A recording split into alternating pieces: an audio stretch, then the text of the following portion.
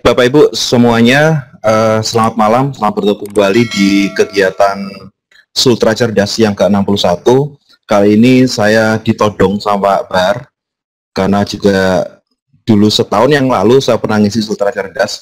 Nggak tahu ya kenapa kok pas setahun lagi gitu ya, ditodong lagi gitu ya.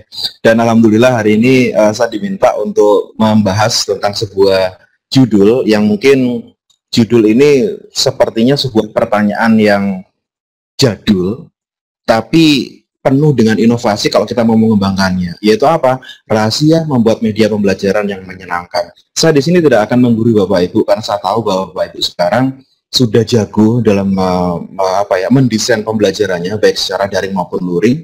Juga di sini nanti saya hanya sekedar berbagi pada Bapak Ibu tentang bagaimana sih bikin media pembelajaran yang menyenangkan, kemudian tips-tipsnya apa saja, sehingga nantinya ketika siswa itu mendapati pembelajaran di kelas kita, itu dia akan merasakan yang namanya pembelajaran itu bisa diikuti mulai dari awal sampai akhir, yang kemudian tidak merasa bosan, yang pastinya menginspirasi dia untuk bisa lebih baik lagi ke depannya. Baik Bapak Ibu, izinkan saya berkenalan terlebih dahulu. Nama saya Arseka Prasetya, salah satu dari guru inspiratif, kemudian menjadi best trainer of trainer dari Indonesia Digital Learning. Kemudian pada tahun 2018 menjadi guru sejarah yang diberikan predikat guru sejarah inovatif oleh Kemendikbud Pak Muhajir waktu itu. Kemudian menjadi juara Indonesia Digital Learning tahun 2017 dan delegasi Indonesia untuk ke Melbourne, ke Busan, dan ke Singapura.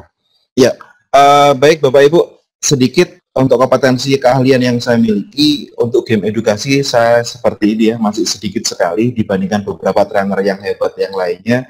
Untuk menulis, alhamdulillah sudah ada 17 buku Sami Vanov, 17 judul jilid ya. Kemudian juga ada buku sejarah dan sebagainya, sehingga saya lebih mengedepankan diri kepada sebagai tim penggerak literasi baik di sekolah maupun di perpustakaan nasional. Kemudian untuk aplikasi pembelajaran sekitar 80%, untuk e-modul 85%, dan video pembelajaran karena memang basic saya di sinematografi sekitar 90%. Baik Bapak Ibu, ada sebuah pertanyaan yang sangat yang sangat tidak perlu dijawab sebenarnya. Masih mengalami nggak Bapak Ibu mengajar tanpa media? Gimana rasanya? Ya, seperti saat ini kalau seandainya saya memberikan penjelasan kepada Bapak Ibu tanpa adanya PPT, apa yang Bapak Ibu rasakan? Seperti hampa, seperti harus membayangkan, seperti kita itu kalau mau berjalan tanpa ada yang namanya cahaya, tidak ada arah tujuan. Yang ada adalah apa? Membayangkan. Sebenarnya apa sih gitu ya? Sama ketika kalau kita menjumpai, kalau dulu pernah kuliah gitu ya Bapak Ibu ya, ada dosen sukanya ceramah doang, kita menulis doang, tanpa ada sebuah media kita selalu membayangkan dan sebagainya. Maka itulah bayangan siswa kita, itulah bayangan dari anak didik kita ketika dia mendapati gurunya mengajar tanpa media. Ini Bapak Ibu saya tunjukkan. Media pembelajaran itu apa sih sebenarnya? Ya. Jadi kalau bagi saya, karena kebetulan dari Sami Vanov satu minggu satu inovasi, insya Allah setiap minggunya selalu ada yang nama inovasi baru, baik di media pembelajaran maupun dalam metode pembelajaran. Saya akan mengupas sedikit tentang definisi tentang media pembelajaran. Apa sih media pembelajaran itu? Jadi media pembelajaran itu sebuah alat bantu Bapak Ibu. Jadi alat bantu bagi guru untuk proses belajar mengajar. Terutama apa? Segala sesuatu yang dia gunakan untuk merangsang pikiran. Saya kasih warna berbeda. Merangsang pikiran, perasaan, perhatian, dan kemampuan atau keterampilan belajar sehingga dapat mendorong terjadinya proses belajar.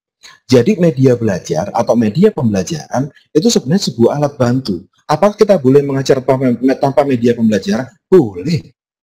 Tapi alangkah indahnya jika kalau kita ingin mendorong terjadinya proses belajar yang lebih bermanfaat, yang lebih berfaedah, maka kita sebaiknya apa? Menggunakan alat bantu berbentuk media pembelajaran. Jadi segala sesuatu yang bisa merangsang pikiran siswa, perasaan, perhatian, dan kemampuan siswa untuk dalam keterampilan belajarnya itu adalah media pembelajaran.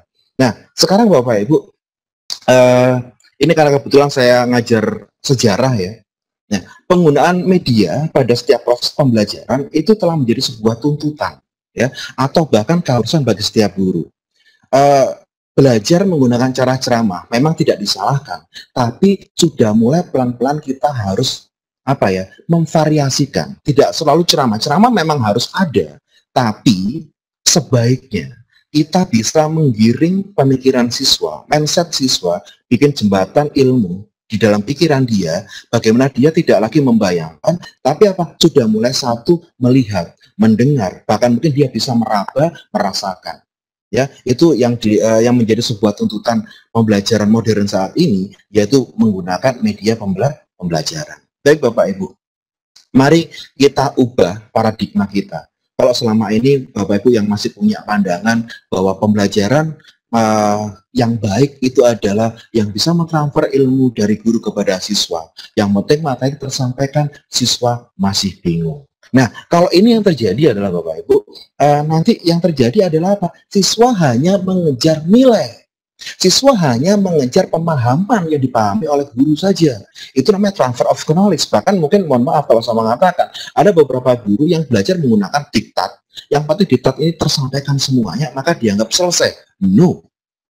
Inti dari sebuah pembelajaran yang baik adalah apa? Kompetensi. Di mana siswa sudah mendapatkan yang namanya kompetensi belajar, entah itu kompetensi dari indikator maupun tujuan pembelajaran, sehingga dia apa? Bisa terangsang pikirannya untuk bisa berkembang. Maka sekarang mari kita rubah paradigma lama kita, yaitu mari menggunakan media untuk pembelajaran. BBM dengan media keren, guru tampil keren, siswa jadi keren. Tuh, maksudnya apa nih paradigma yang baru ini? Maksudnya begini Bapak Ibu. Kalau selama ini kita terbiasa dengan mentransfer ilmu kepada siswa, anak-anak 1+1 sama dengan 2. Hafalan, ceramah, seperti itu. Nggak salah Bapak Ibu, itu boleh. Tapi kalau kita menggunakan sebuah media untuk menjelaskan bahwa konteks 1+1 sama dengan 2, 3 x 4 sama dengan 12, nanti kalau konteksnya itu berbeda, kalau dia mendapati sebuah permasalahan di tengah-tengah masyarakat, 3 x 4 kemarin saya bayarnya 3.500 Bapak. Apa? Pas foto, misalkan seperti itu. 4 x 6 katanya 24, di tempat saya 4 x 6 malah 12.000 Bapak. Nah, maka di sini kita harus membawa media untuk bisa menjelaskan. Ini contoh paling simpel saja Bapak. Seperti kalau saya menjelaskan tentang masa lalu dengan sejarah, ya, saya justru nggak bisa, namanya sejarah ya, pelajaran yang membicarakan tentang masa lampau, belajar tentang masa lampau, menghadirkan masa lampau di masa kini. Kalau hanya sekedar teori doang, yang terjadi sesuatu akhirnya menjadi Superman. Ini Bapak Ibu, ini contoh Superman. Ketika dia datang, ketika bagi-bagi di kelas dengan semangat gitu ya. 5 menit pertama, Assalamualaikum anak-anak, oh waalaikumsalam, masih bisa senyum dan sebagainya. Tapi ketika guru itu ceramah terus, lama-lama dia akan menguap. Lama-lama dia merasakan kebosanan, pelan-pelan dengan hitungan 1, 2, 3, mata dia mulai sayup, dan akhirnya dia menjadi Superman. Tidur di bangkunya masing-masing. Nah, itu Bapak Ibu, jangan sampai hal ini terjadi pada pembelajaran kita. Ayo, kita gunakan media pembelajaran seefektif dan seefisien mungkin sesuai dengan tuntutan dari tujuan pembelajaran, sehingga nanti guru yang pakai media saya mengatakan guru tampil keren. Kalau siswanya terinspirasi dengan media yang kita bawakan, maka saya bisa mengatakan siswanya juga menjadi keren. Nah itu Bapak Ibu ya, mari kita rubah paradigma kita. Dari transfer of knowledge menjadi apa? BBM dengan media keren, guru tampil keren, siswa jadi keren. Baik Bapak Ibu, selanjutnya. Ya, di slide selanjutnya saya akan menjelaskan bahwa adanya media pembelajaran itu sebenarnya kalau kalau kita mau hitungan untung rugi dalam hal waktu, itu akan membuat guru itu tidak menguras banyak tenaga dalam mengajar. Why? Mengapa kok seperti itu? Kalau saya mengatakan, kalau kita menggunakan metode ceramah, satu jalan atau one way gitu doang gitu ya. Nah, maka yang terjadi adalah Pak Guru sebagai teacher center gitu. Jadi semua berpusat pada guru. Tapi kalau kita menggunakan media yang kita bawa, yang kita bikin, sehingga siswa itu bisa memahami tentang materinya, maka dengan adanya media, kita secara nggak langsung telah menciptakan pola pembelajaran student center learning. Sistem pembelajaran di mana apa? Berpusat pada siswa. Akhirnya apa? Siswa bisa 5M tadi. Menemukan dan sebagainya, ya Bapak Ibu itu. Nah, terus Hari ini kita akan mencoba, itu tadi sedikit pemanasan ya, stimulus bagi Bapak Ibu. Mohon maaf Pak Bahar, saya dikasih sampai jam berapa ya nanti, biar nanti saya bisa menyelesaikan waktunya. Iya, Bapak boleh presentasi sampai pukul 20.45, nanti disambung dengan sesi diskusi waktu Indonesia Tengah, Pak ya. Oh gitu, berarti 45 menit ya, siap. Boleh. Oke. Baik, saya lanjutkan Bapak Ibu. Jadi kita akan membahas kali ini ada 4 hal. Yang pertama adalah posisi media pembelajaran dalam perspektif guru seperti apa. Yang kedua, hambatan guru dalam membuat media baru itu apa saja sih? Gitu ya. Terus mungkin nanti saya akan sedikit memberikan contoh pengembangan media pembelajaran yang kreatif seperti apa. Dan mungkin nanti ada yang keempat adalah gagasan ke depan dalam pengembangan media pembelajaran yang inovatif. Baik, sekarang kita menuju yang ke pertama. Guru harus mau bikin media pembelajaran biar PPM-nya menyenangkan. Kalau Bapak Ibu lihat gambar ini adalah salah satu seorang guru yang ada di daerah Jawa Barat ya, kalau nggak salah. Beliau mengenalkan tentang materinya menggunakan media pembelajaran semacam monopoli.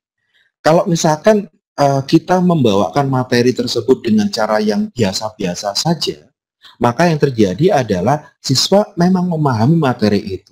Tapi ingat, ada sebuah teori lama yang pernah saya baca Bapak Ibu. Ketika hati kita senang, apapun yang kita dapatkan bisa meresap dalam khayalan. Waduh, khayalan itu apa ya? Jadi kalau kita memiliki kesenangan, insya Allah apapun yang kita lakukan, yang kita dapatkan, yang kita renungkan, itu akan menjadi sesuatu yang menyenangkan juga Bapak Ibu. Jadi mari kita bawa situasi menyenangkan, fun kepada siswa, sehingga dia nanti dalam berproses dalam pembelajaran, dia akan mendapati yang namanya pola-pola menemukan, pola-pola discovery learning, pola-pola yang namanya teman sebaya mungkin nanti bisa muncul. Kemudian yang paling penting adalah apa? Menciptakan sebuah pembelajaran yang berpusat pada siswa. Baik Bapak Ibu, ini contoh dari pelajaran sejarah ya. Bagaimana cara Anda menjelaskan materi ini? Sejarah Kerajaan Hindu Buddha di Indonesia. Ya, kalau melihat dari judulnya Bapak Ibu, baik siapa saja, mungkin guru-guru sejarah yang ada, materi ini sudah didapatkan ketika dia kuliah di Sejarah Nasional Indonesia. Bahkan mungkin kalau tipikal mahasiswa dulu yang suka mencatat, mahasiswa dulu yang suka belajar, mungkin sudah ngelontok itu apa ya, sudah keluar begitu saja materi ini ya, sudah hafal seperti itu. Tapi bagaimana dengan siswa yang belum paham tentang materi ini? Bagaimana cara Anda menjelaskan materi ini? Saya kasih pilihan. Apakah kita menjelaskan dengan cara seperti ini? Kerajaan Hindu Buddha di Indonesia, 1 Kerajaan Sriwijaya, bla bla bla bla, 2 Kerajaan Singosari, bla bla bla bla. Seperti itu.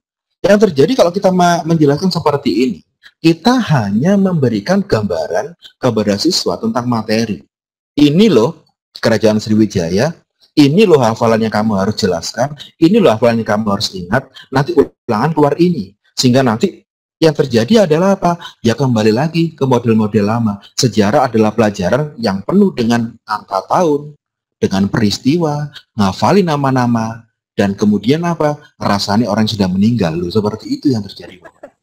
Nah, maka di sini daripada kita selalu menggunakan cara-cara yang seperti ini gitu ya.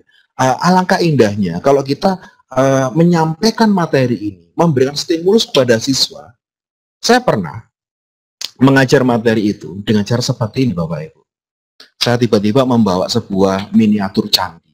Ini candi Prambanan ya. Pertama kali ada anak yang tahu, ada anak yang nggak paham, dan akhirnya kepo gitu Bapak Ibu. Nah, akhirnya saya bawa sebuah miniatur candi. Kemudian saya taruh gitu aja di tengah-tengah siswa. Ada yang bilang, ini Prambanan ini Pak. Loh, kok tahu gitu? Loh, iya Pak, saya pernah ke Jogja waktu itu ngeliat ini Prambanan Pak. Oke, 1 anak sudah tahu, yang lainnya masih bingung.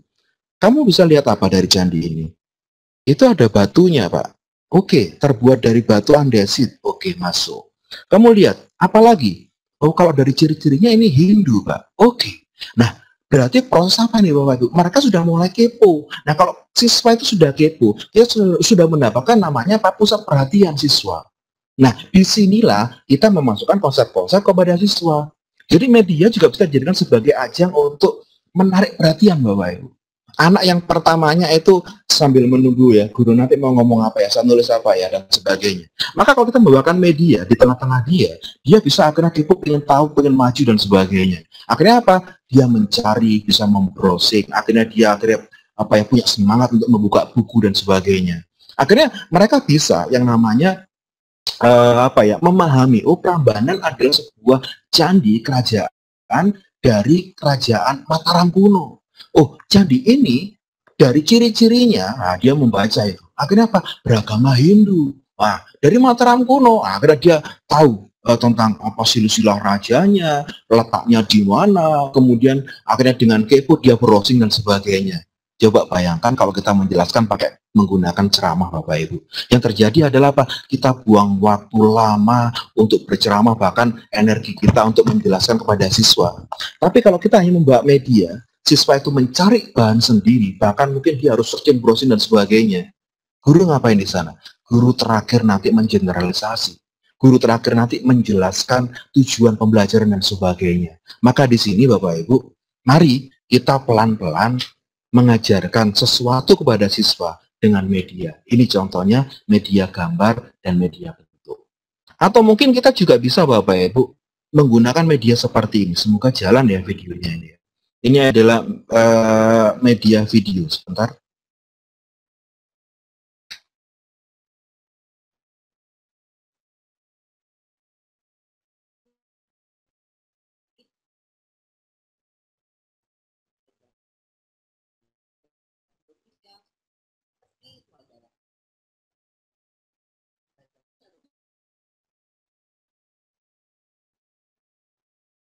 Nah, ini adalah visual. Ini contoh buat anak yang tipikal anak yang suka visual ya, melihat ya Bapak Ibu ya.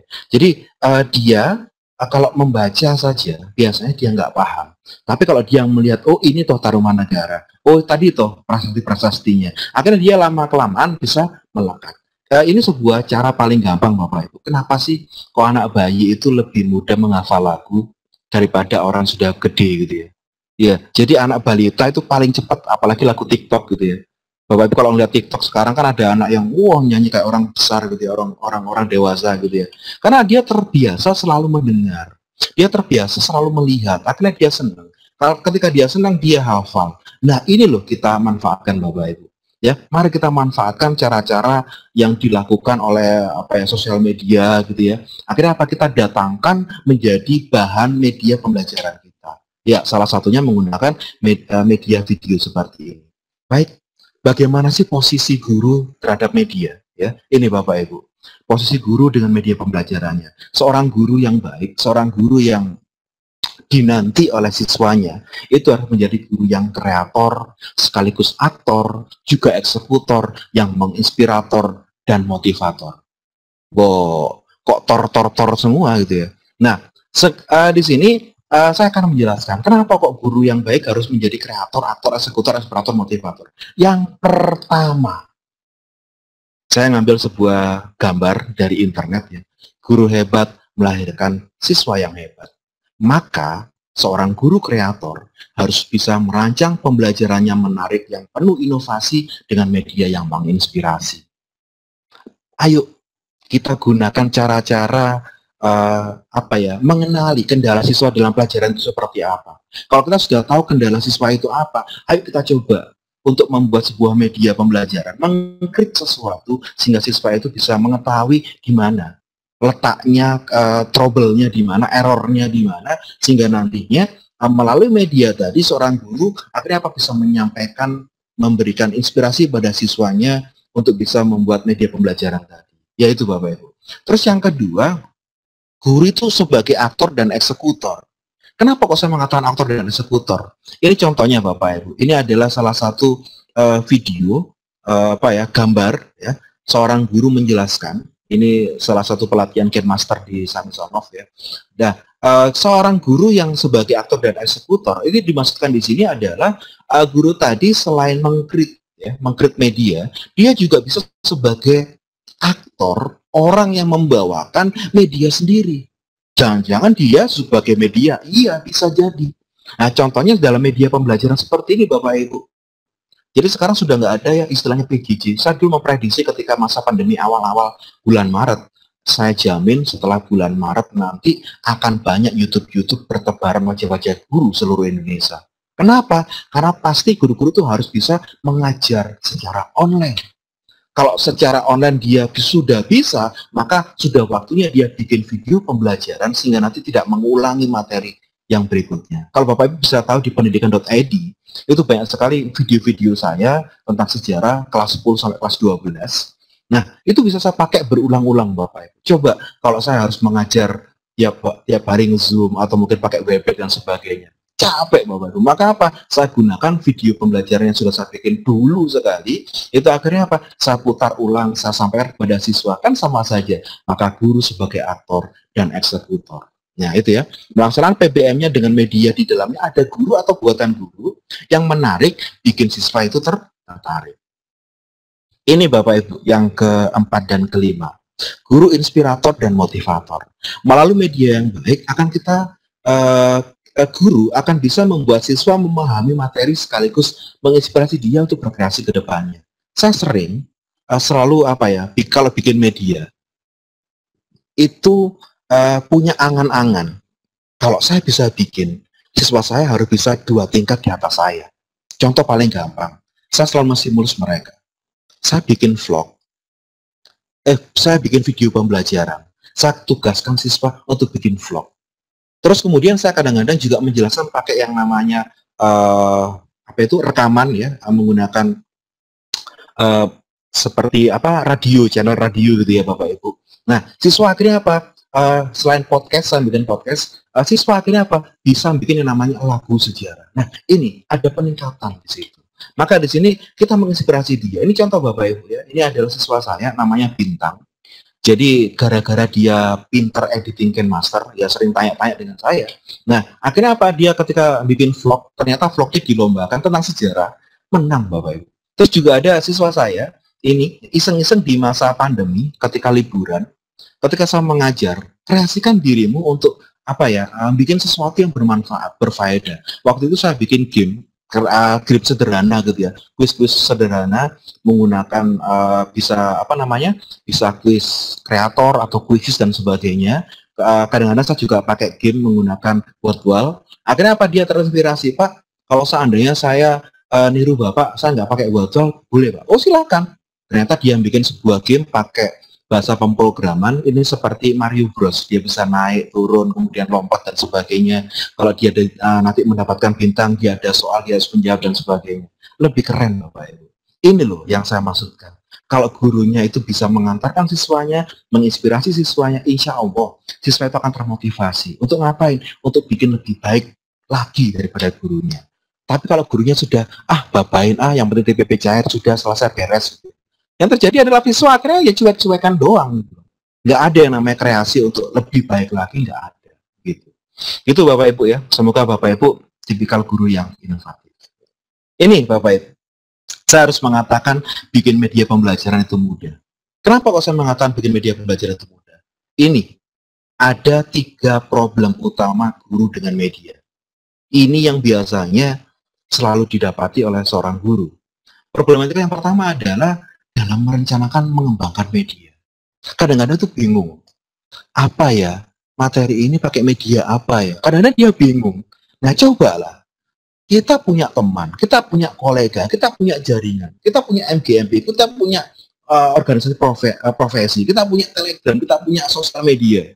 Kenapa kita nggak mau untuk mengadopsi? Ada teman lain, pakai media itu. Ikut niru, imitasi. Coba inovasi. Akhirnya apa? Yang terjadi adalah apa? Guru tadi yang pertama dia bingung pakai media apa, terinspirasi dari guru lainnya, dia bisa mulai untuk merancang. Ini Bapak Ibu, problem yang pertama harus diselesaikan dengan cara adopsi, imitasi, inovasi. Yang ketiga adalah problematika dalam menerapkan media. Sudah tahu medianya, tapi dia bingung ngapain ya. Karena apa? Penguasaan IT yang kurang. Ada sebuah pepatah yang mengatakan walaupun sepeda motornya sama, tapi kalau satunya dikendarai oleh Cak Dul, satunya oleh Cak Rosi, maka Cak Dul nggak akan bisa lari kencang. Sama Bapak Ibu. Ketika guru mendapatkan sebuah media yang yahut, yang keren, yang hebat, bahkan terupdate, ya, terupdate gitu ya. Tapi kalau dia tidak bisa menggunakan karena dia terkendala dengan IT, yang terjadi adalah apa? Dia akan malu sendiri, bahkan menyiapkan media yang sangat lama sudah seperti itu. Maka itu problem guru. Maka ini Bapak Ibu ada sedikit solusi. Ada sebuah pertanyaan ya. Bagaimana seorang guru tetap kreatif untuk menyajikan pembelajaran menyenangkan dan mudah dimengerti sehingga para siswa tidak merasa bosan? Ini salah satu teman saya, dosen juga di Ubaya, seorang kreator lini masa. Saya juga dijadikan apa ya, bukan kelinci ya, tapi apa dijadikan apa mendapatkan kesempatan emas untuk mempraktekkan board game-nya dia. Ya. Ini namanya Pak Adi. Awali dengan membuat dan memanfaatkan media pembelajaran yang inovatif dan memacu siswa untuk kreatif. Ini contohnya Bapak Ibu, monopoli sejarah, lini masa sejarah, seperti itu. Ini ada 5 prinsip yang harus diperhatikan dalam memilih media pembelajaran. Saya masih kurang 15 menit ya. Ya, 5 prinsip yang harus diperhatikan dalam memilih media pembelajaran. Yang pertama adalah apa? Sesuaikan dengan tujuan dan bahan pengajaran. Jadi jangan sampai salah, jangan sampai keliru Bapak Ibu ya. Sesuai dengan tujuan dan bahan pengajaran. Jadi silakan nanti kalau bikin media jangan ngasal, jangan sih penting update gitu ya. Tapi apa? Ayo sesuaikan dengan tujuan dan bahan pengajaran. 2, sesuaikan dengan kemampuan guru. Ini yang saya selalu mengatakan ya. Kalau Bapak Ibu kemampuannya hanya bisa mengoperasikan media boneka, mungkin dia harus bercakap-cakap gitu ya. Halo, saya menjelaskan gitu ya. Ya nggak apa-apa, ekspor bonekanya seperti apa, gitu ya. Sesuaikan dengan kemampuan guru. Nggak usah terlalu tinggi-tinggi, tapi akhirnya bingung sendiri. Sesuaikan dengan tingkat perkembangan peserta didik. Kalau tadi saya memutar video tadi kepada anak SMA, yang terjadi adalah anak SMA, alah Pak, jadul Pak, itu kan filmnya anak-anak opini-pin Pak. Kita harus menyetarakan video yang cocok untuk siswa seperti apa, seperti video animasi, bahkan saya sering Bapak Ibu ya menggunakan animasi di film-film kartun terkenal gitu ya. Itu saya dubbing menjadi sebuah percakapan tentang pembelajaran. Akhirnya ditiru sama siswa saya. Banyak sekali itu video-video daber dari apa SMA 22 itu yang apa ya mendubbing, termasuk TikTok juga Bapak Ibu yang mungkin Bapak Ibu sudah tahu sosial media saya diramaikan oleh TikToknya siswa saya ya. Karena dia bikin sebuah presentasi menggunakan TikTok ya, biarkan saja Bapak Ibu ya. Itu adalah sebuah bentuk inovasi. Kalau dia senang, dia belajar. Kita sudah apa? Kita tinggal menguji saja yang terakhir. Kan gampang seperti itu. Sesuai dengan situasi dan kondisi, tempat dan waktu. Jangan bikin media berbasis IT. Tapi sekolahnya Bapak Ibu nggak ada listriknya, nggak ada LCD-nya dan sebagainya. Jadi apa? Jadi orang yang lucu sendiri. Ya. Jadi sesuaikan dengan kondisi tempat kita. Kemudian memahami karakteristik media yang digunakan. Ini pernah saya menjumpai Bapak Ibu. Ada teman bawa banyak sekali media, tapi dia tidak mengorganisir waktu, tidak mengorganisir siswa. Jadi waktunya itu setengah jam habis buat menyiapkan media. Itu apakah efektif? Tidak efektif. Maka apa? Harus diperhatikan memahami karakteristik media yang kita gunakan. Nah, ini Bapak Ibu kriteria memilih media pembelajaran. Media yang digunakan harus sesuai dengan tujuan pembelajaran. Tadi sudah saya jelaskan. Media yang digunakan haruslah mendukung materi pembelajaran. Jangan sampai salah, bawa media sejarah, tapi ngajar PPKN. Kalau sama nggak masalah. Tapi kalau pinjam guru yang lainnya, tiba-tiba, sing penting tak gawe, sing penting saya pakai. Yang terjadi adalah apa? Kita akan malu sendiri di hadapan siswa. Ingat sebuah pepatah, kita berangkat tanpa persiapan, kita akan turun tanpa kehormatan. Mudah diperoleh yang ketiga, Bapak Ibu. Yang keempat, sesuai dengan keterampilan guru. Tadi sudah saya jelaskan, tersedia waktu untuk menggunakannya. Ini ya, jadi tolong di-manage waktunya. Yang terakhir adalah sesuai dengan taraf berpikir siswa. Kalau anak masih tataran SD, jangan dikasih media yang terlalu melik Bapak Ibu. Kan sering ya kita menjumpai sekarang guru-guru sekarang itu mendewasakan siswa dengan media-media yang terlalu dewasa, dengan bacaan-bacaan yang terlalu dewasa, yang belum waktunya dia baca dan sebagainya. Maka ini ayo kita sesuaikan dengan taraf berpikir siswa. Oke, kita lanjut. Contoh pengembangan media pembelajaran yang kreatif. Semoga cukup waktunya ya. Contoh pengembangan media pembelajaran kreatif. Apa saja yang pernah saya kembangkan, Bapak? Yang pertama ini, memahami materi dengan nobar dan storytelling. Jadi ketika pembelajaran tidak masa PJJ. Jadi waktu itu saya masih, oh iya ini juga persiapan juga. Nanti insya Allah minggu depan SMA 22 akan menjalani TMP. Bukan Taman Makam Pahlawan, tapi pembelajaran tatap muka. tatap muka pembelajaran. PTM ya, PTM, pembelajaran tatap muka.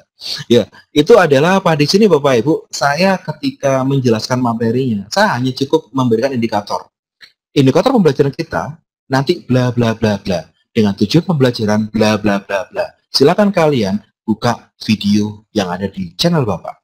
Dibuka, dibaca, dilihat. Dan itu apa? Karena dia bukanya lewat HP, ini kan kelihatan pakai HP Bapak Ibu ya. Nah, sehingga apa? Yang terjadi adalah apa? Siswa bisa, kalau bingung tentang materinya, itu dia bisa pause, kemudian nanti dia catat, kita play lagi. Coba bayangkan kalau itu harus disetel di LCD, satu ribet, yang kedua, karena guru harus bawa LCD, harus bawa laptop dan sebagainya. Yang kedua, ketika siswa itu bingung, Pak, stop, Pak, stop, Pak. Akhirnya bingung, siswa yang lainnya sudah fokus, akhirnya terhenti dan sebagainya. Kalau belajar seperti ini, ada HP-nya seperti ini, dia bisa mencatat sendiri dengan kelompoknya. Nah, kemudian dari materi yang ada persoalan yang saya berikan. Akhirnya apa? Dia harus menceritakan kembali dari diskusi kelompok dengan storytelling. Yaitu Bapak, ini langkah-langkahnya sudah ada. Ya, ini adalah langkah PBM tadi yang saya jelaskan.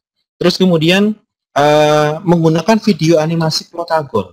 Ini saya sering mendubbing atau bikin video animasi menggunakan Plotagon agar siswa itu lebih tertarik dengan pembelajaran yang saya sampaikan. Ini contohnya Bapak Ibu.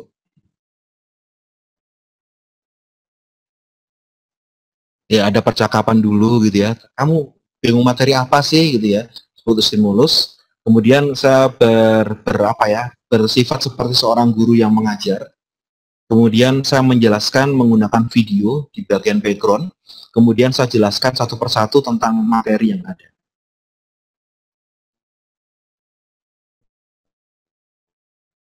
Nah, ini Bapak Ibu, itu contoh dari video animasi menggunakan Plotagon.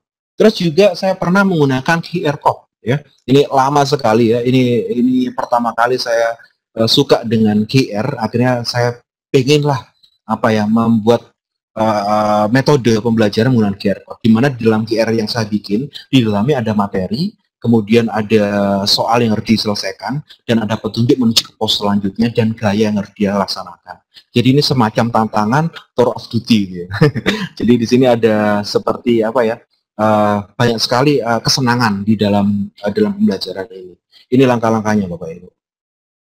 Jadi kita bikin dulu dalam sebuah QR, gitu ya, kita bikin QR, di dalamnya itu ada namanya materi, kemudian ada persoalan, kemudian dia harus menjawab soal tersebut yang dituliskan di selembar kertas, kemudian dia bersama kelompoknya itu melaksanakan atau bergaya berproses sesuatu gitu ya, difoto sebagai bukti. Nanti yang terakhir setelah dia selesai mengerjakan semua, ada petunjuk ke pos selanjutnya. Dan itu nggak langsung tempatnya, tapi dikasih seperti clue. Tempat pos kedua adalah sebuah tempat di mana setiap jam 12 lebih banyak anak yang sholat di sana. Kemana berarti? Ke musola, seperti itu contohnya. Ya, itu. Sehingga saya pengen membagikan siswa itu nggak hanya sekedar belajar di dalam kelas, tapi juga belajar di luar kelas. Ada juga ini Bapak Ibu yang tadi saya mengatakan salah satu produknya Pak Ardi ya, yaitu belajar sejarah dengan lini masa. Di mana lini masa ini sebuah permainan kartu yang sangat full ya, dalam sangat membantu bagi saya ya. Karena di sana ada yang namanya kenali tokoh, kemudian ada yang namanya timeline atau urutan waktu dalam peristiwa sejarah. Bahkan di sana juga ada yang namanya augmented reality, sehingga ketika siswa itu men-scan menggunakan aplikasi lini masa, itu akan muncul tokoh yang berbicara di sana. Saya adalah Bung Tomo dan sebagainya. Ini video dokumentasi ketika saya bersama siswa itu menjelaskan tentang berpraktek menggunakan lini masa. Nah, ini adalah contoh dia mengurutkan waktu ya Bapak Ibu, dari kronologi proklamasi, kemudian ke tahun selanjutnya apa, dia harus bisa menebak. Terus kemudian ini juga tanggapan siswa, saya selalu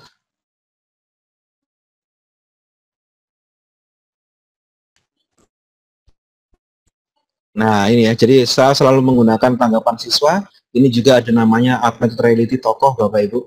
Ketika di-scan ini akan muncul, ini. Jadi menjelaskan tokohnya ketika di-scan itu muncul tokohnya berdiri kemudian menjelaskan di dalamnya. Nah, Baik Bapak Ibu, itu segera contoh banyak sekali inovasi-inovasi yang pernah dibikin dalam Sami Sanov. Sekarang saya ingin memberikan tips dan trik sedikit ya, kurang lebih 10 menitan lah ya insya Allah. Ya, tips dan trik buat guru agar bisa bikin media yang inovatif. Yang pertama, yuk kita mentransfer pengetahuan kepada peserta didik secara menarik dan efektif melalui media yang inspiratif. Ya, siswa itu akan bisa memahami apa yang kita jelaskan, apa yang menjadi tujuan pembelajaran ketika bisa disampaikan dengan cara yang menarik. Mari kita transfer pengetahuan kepada peserta didik secara yang dengan cara yang menarik, Bapak Ibu. Nah, ini contohnya. Sampaikan dengan pendekatan inovasi dan kreasi yang menarik. Contoh ini, Ibu ini menjelaskan tentang bahasa Inggris ya dalam video pembelajaran yang diedit dengan KineMaster. Kemudian kita juga bisa bikin PPT sederhana, ini menggunakan Flash ya, yaitu bagaimana dia mengoperasikan media ini. Jika ini menggunakan PJJ, maka dia bisa mengetahui apa sih pengungkit itu, penjelasannya muncul. Apa sih katrol itu, ini dalam pelajaran fisika contohnya.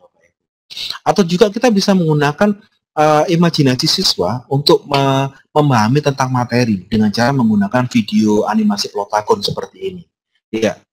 Cara yang kedua, tips yang kedua adalah menyajikan pembelajaran yang terencana dan efektif menggunakan media yang keren. Nah, ini yang selalu menjadi kendala dari guru-guru sekarang. Bapak Ibu guru ini seakan-akan takut ketika ditanya kepala sekolah atau pengawas mana perangkat pembelajarannya. Maka sudah dibikin 1 tahun itu penuh RPP dan silabus dan sebagainya. Seakan-akan sudah siap 1 tahun. Tapi ketika kita sudah bertemu dengan siswa, mengajar langsung, yang terjadi adalah apa? Belepotan. Belepotan apa? Penyajian dalam pembelajaran, struktur dan sebagainya. Kayaknya kita mengalami silly genji. Silly genji itu apa ya? Missing link gitu. Ada sebuah missing di situ. Maka disinilah Bapak Ibu, waktunya kita sebagai seorang guru juga harus terbuka tentang agenda pembelajaran kita. Anak-anak, minggu ini kita akan membahas tentang materi ini. Biar siswa itu kepo Bapak Ibu. Sehingga saya selalu mengatakan kepada siswa saya, bukan mengatakan ya, saya bahkan mendapatkan sebuah pendapat gitu ya dari angket. Pak Aris itu seperti apa sih? Pak Aris itu orang yang misterius. Kenapa? Setiap pelajaran, setiap minggunya selalu beda-beda. Bahkan selalu dinantikan, nanti kira-kira metodenya apa lagi ya gitu. Sehingga apakah nanti di kelas, apakah nanti keliling sekolah, apakah nanti pakai laptop, apakah nanti pakai HP, apakah nanti tiba-tiba bikin kuis yang mendadak dan sebagainya. Ini loh Bapak Ibu, surprise ini loh yang sebenarnya ditunggu sama siswa. Jadi jadilah seorang guru yang selalu dinanti kehadiran setiap minggunya.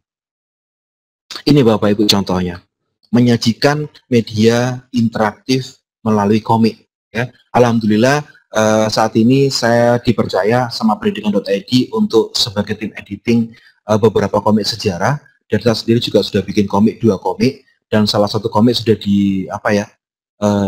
dipasarkan oleh manajemennya Mbak Najwa waktu itu. Ketika ada gempa di Lombok, kita kirim buku-buku komik sejarah dan sebagainya.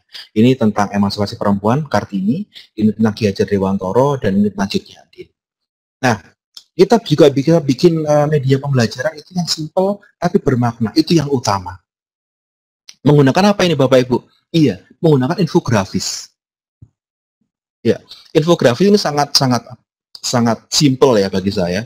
Karena apa? Di dalam infografis siswa itu sudah punya gambaran tentang tujuan-tujuan pembelajaran, bahkan indikator-indikator yang penting-penting ya. Karena itu juga sebagai rangkuman juga, sebagai informasi yang penting yang diperkaya dengan grafis-grafis yang bagus ya. Ini juga Bapak Ibu tentang media.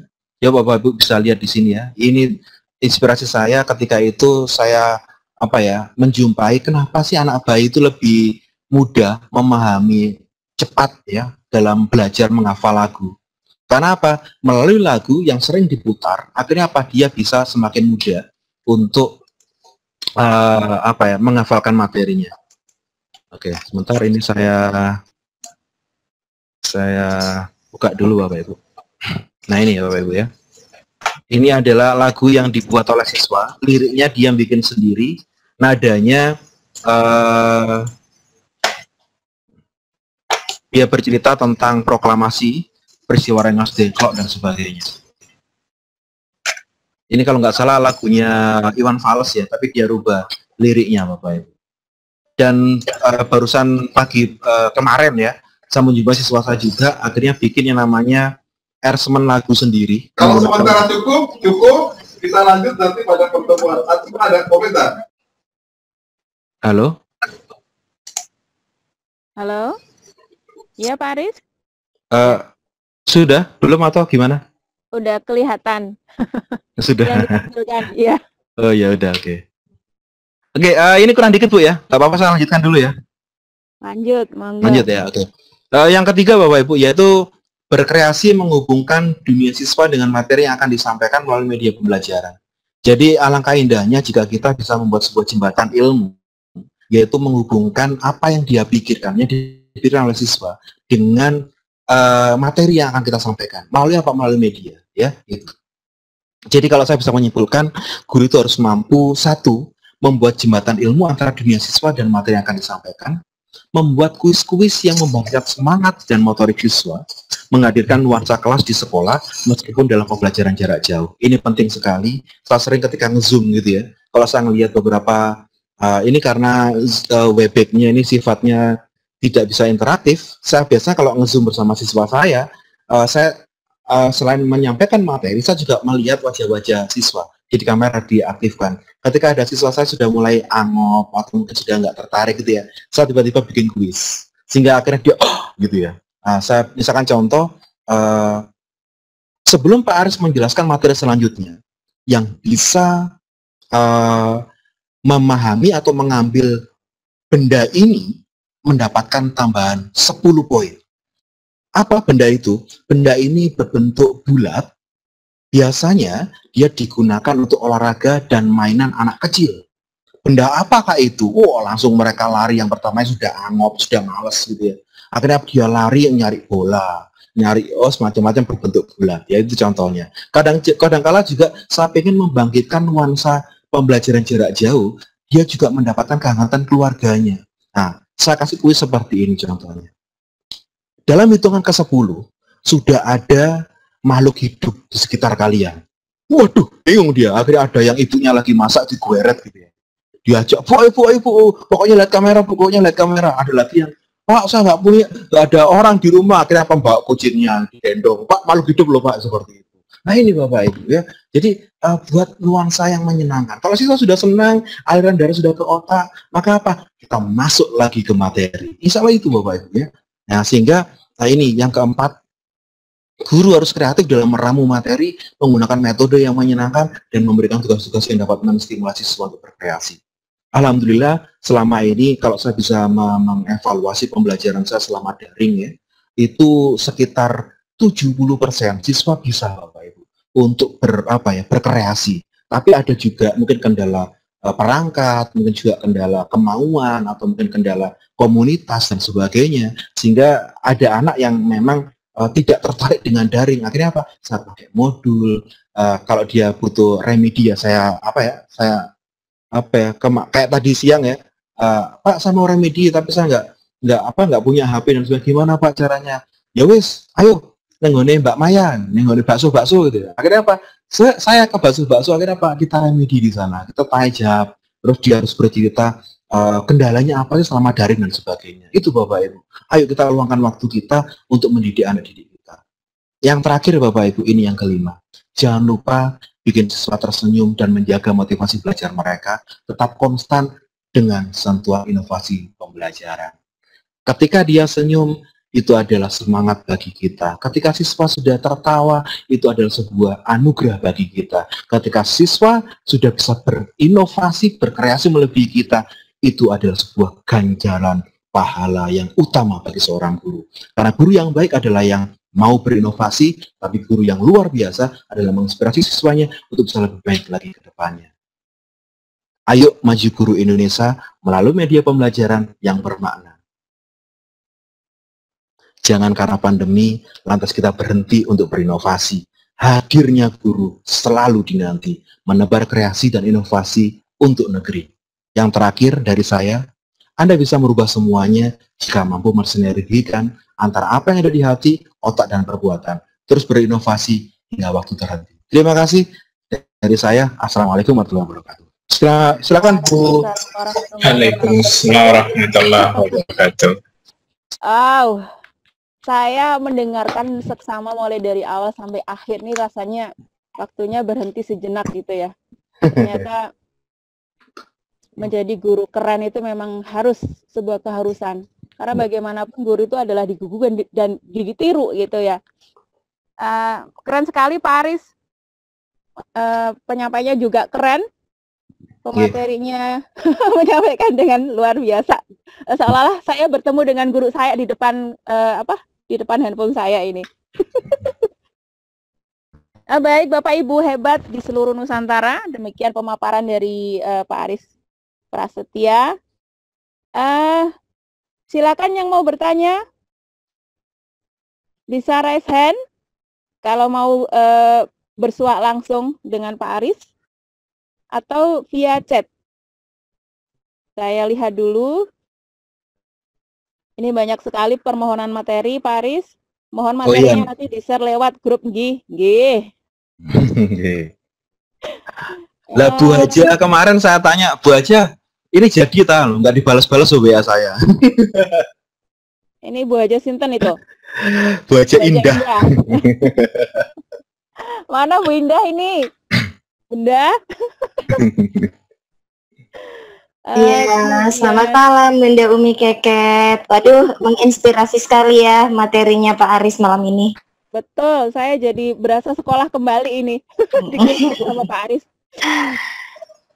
Ya, mungkin ini ada kelihatan ada Bu Muhlisa ya. Ini ada raise hand Bunda Umi Keket. Nggih, silakan dibuka Om. Halo Bu Muhlisa. Assalamualaikum, selamat malam Ibu. Bu Muhlisa.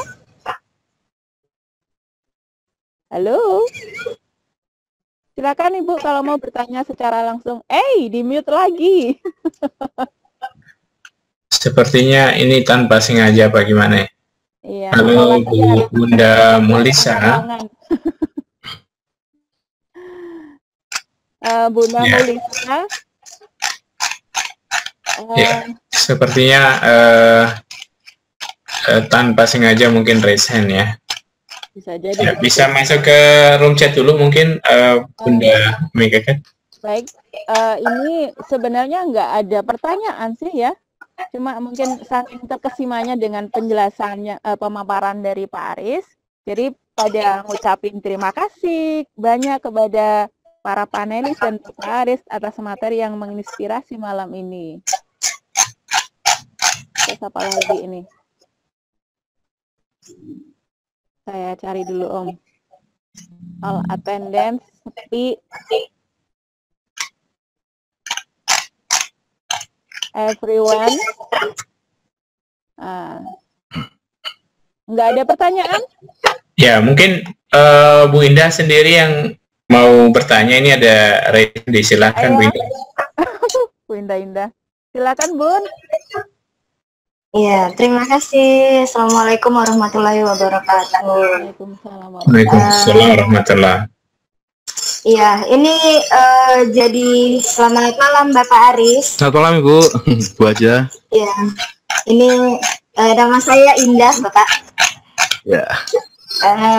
Ini apa namanya sampai nggak ada yang bertanya ya Bunda Umi ya. Itu saking kerennya gitu loh. Pak Aris ini bawa materi sangat jelas. Betul. Cuman tadi kesannya kayak terburu-buru gitu ya membawa materinya. Tapi menginspirasi sekali, terutama cara-cara Pak Aris tuh memberikan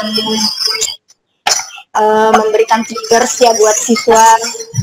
Ini kok ada feedback ya? Tidak kok, di sini sangat jelas. Oh iya, terima kasih Pak Bahar. Iya, saya ini ingin bertanya ke Pak Aris nih. Yeah.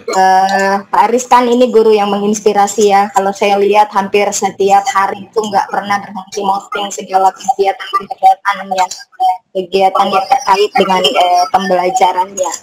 Nah, kalau pembelajaran sejarah itu kan interaktif sekali Pak Aris buat media pembelajarannya.